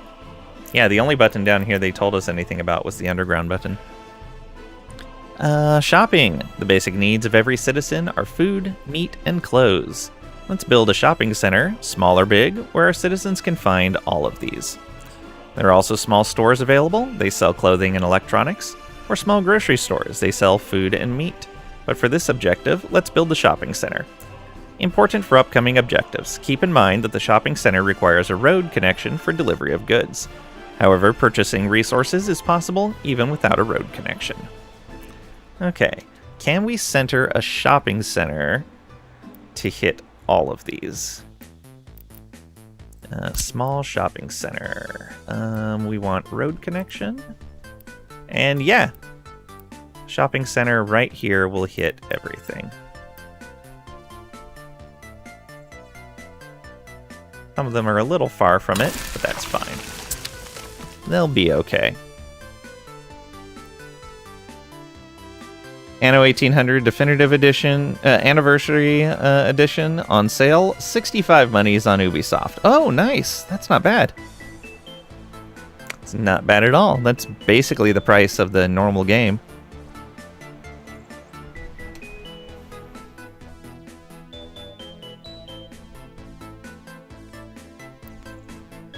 Unemployment too high. All right, Trisha, I would suggest next time you play Workers and Resources, just start into the campaign. Because if you've played other city builders before, I think you'd be able to get it, because the start of the campaign is basically a tutorial as well. Yeah. So I don't think you'll need to go through the actual tutorials again. You might have to refer back to them at some more advanced portions of the campaign, but I don't know. But yeah, the beginning of the campaign is basically just another tutorial. Shopping for everyone. I see our shopping center can be reached from all residential buildings. Good work. And don't forget, if our shopping center cannot be reached from every residential building, our citizens will complain. All right. Alcohol. Let's think. What is needed for a prosperous and happy Soviet society? Right, it's alcohol. How stereotypical. Let's build a pub or two, the same way as we made the shopping center. Ensure all residential buildings will have access to it by foot. Note that when citizens visit a pub to drink alcohol, they will become addicted. Alcohol increases happiness, but decreases health. It is up to you to decide if you will provide alcohol to your citizens or not. Still, you can increase health in different ways. Important, remember that the pub requires a road connection for delivery of goods. Can this pub reach everyone? We're gonna go here. Oh yeah, we can tuck this right in here.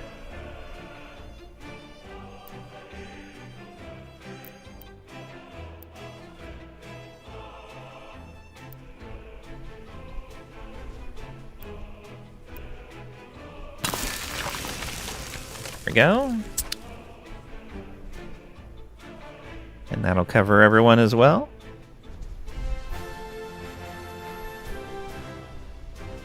Sport.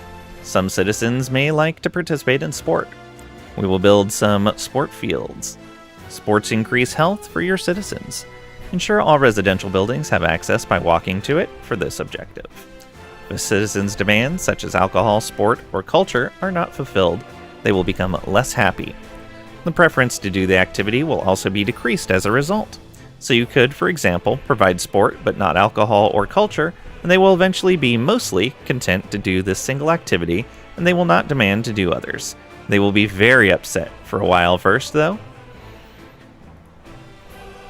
Build a sport field. Okay. Football field. Can we get this right in here for everyone? Yes, we can. Ooh, we might even be able to fit that in here. Not really. We can put it right here. I'm sure people would love to have a sports field directly across from their apartment. Oh, rain. Culture enjoyment. The last demand we will provide to citizens is culture. Let's build a cinema. Later you can also build a radio or TV station and focus it on culture. and this could replace the cinema or other forms of cultural activities. Okay. So this is the cinema.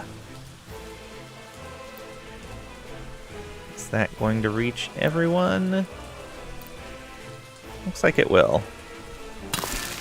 Just barely.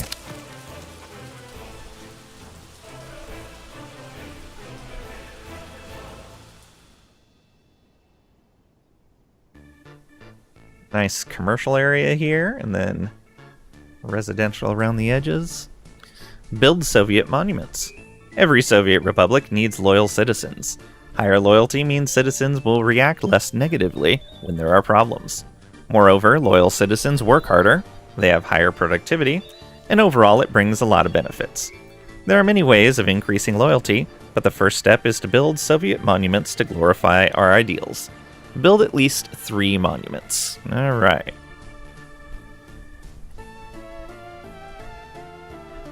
So that's in trees and accessories. Soviet emblem. Government loyalty influence plus 3.1% for 245 meters. So we're going to put one right here.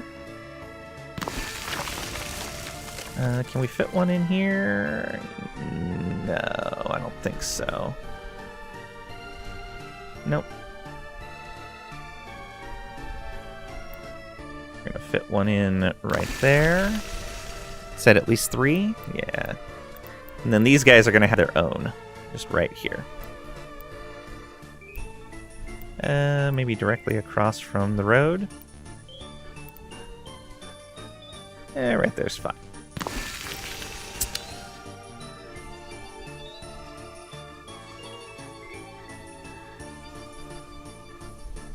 About religion. Religious sympathy is something some of our citizens may feel. When you start your game on a map where old cities are present, they usually contain churches where citizens can pray. However, there is no space in our Soviet society for God and religion. We should suppress any religion. Therefore, we are not going to build any new churches. But it is up to you if you preserve those existing churches and let citizens pray there and increase their religious desires, or if you close and demolish all churches.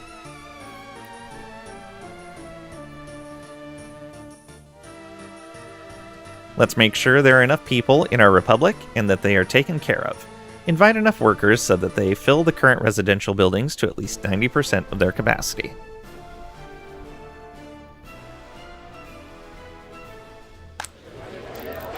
Okay, so we're just inviting normal immigrants. All right.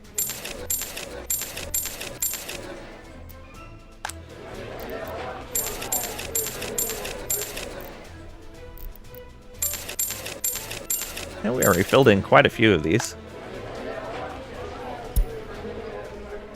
Make sure that your workers are taken care of.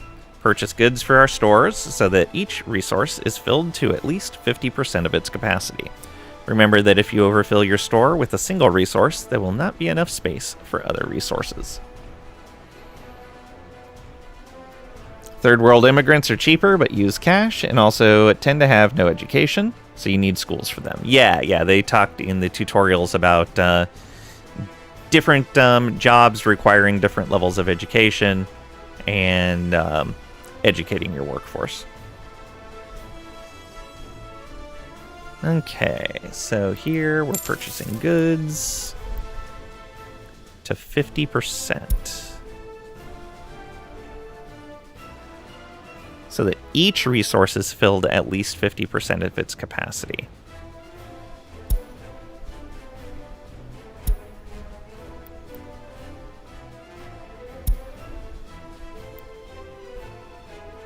That isn't each resource filled to 50%, but whatever. You said that it's okay?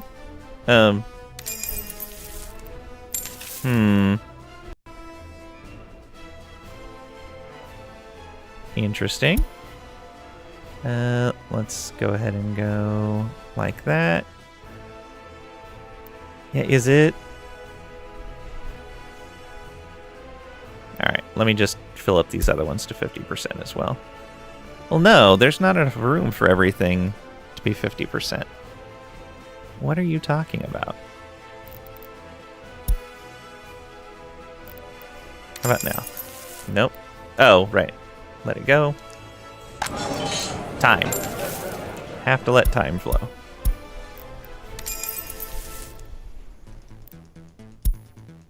There we go. Thank you, comrade, for your attention. Hope you learned how to build your city. I will be at hand should you need more information from me. You can access the government icon from the left panel to learn more. Regards. Government panel.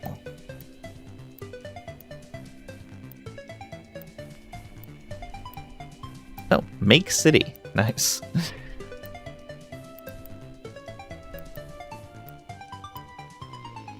Questions and answers, maybe? Access the government icon from the left panel. Yeah, I'm guessing that's the questions and answers one.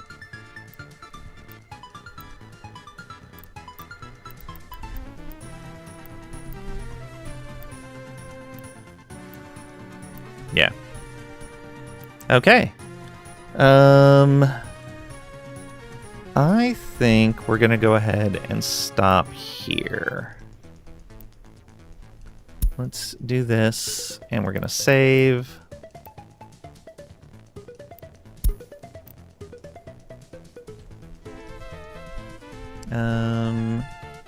Save as.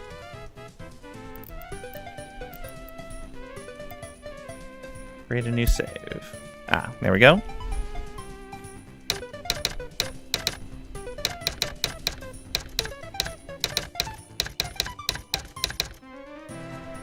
There we go.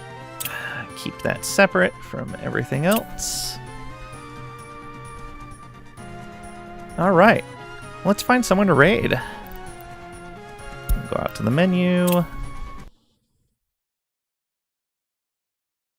Who are we going to go visit?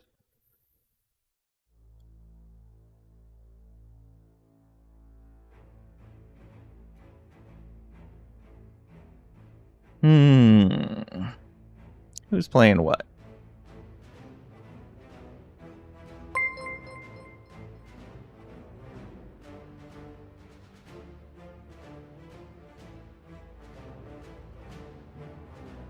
Raid, does that suggest you trying to pull a prank on chat by trying to stop, but after all the fun, still continue?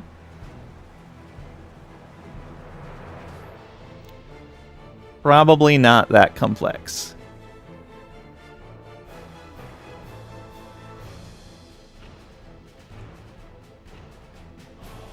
Who are we gonna visit?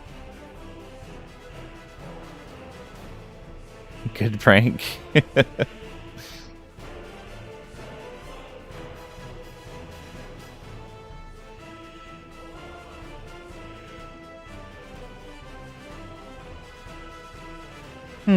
Let's go visit St. Kaladin. They are playing Subway Builder. I don't think I've seen this before.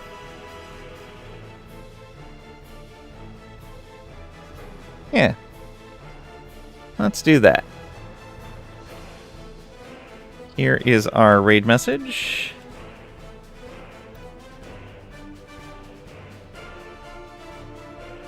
Get that copied for when we get over there.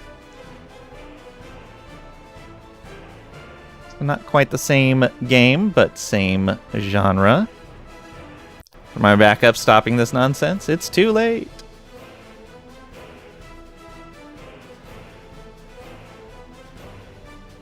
Oh, also thank you for the follow. We do anonymous follows, so you don't get called out of Lurk to do so, but I appreciate it nonetheless. All right, we'll be on tomorrow at 11 a.m. Central U.S. time, 1600 UTC.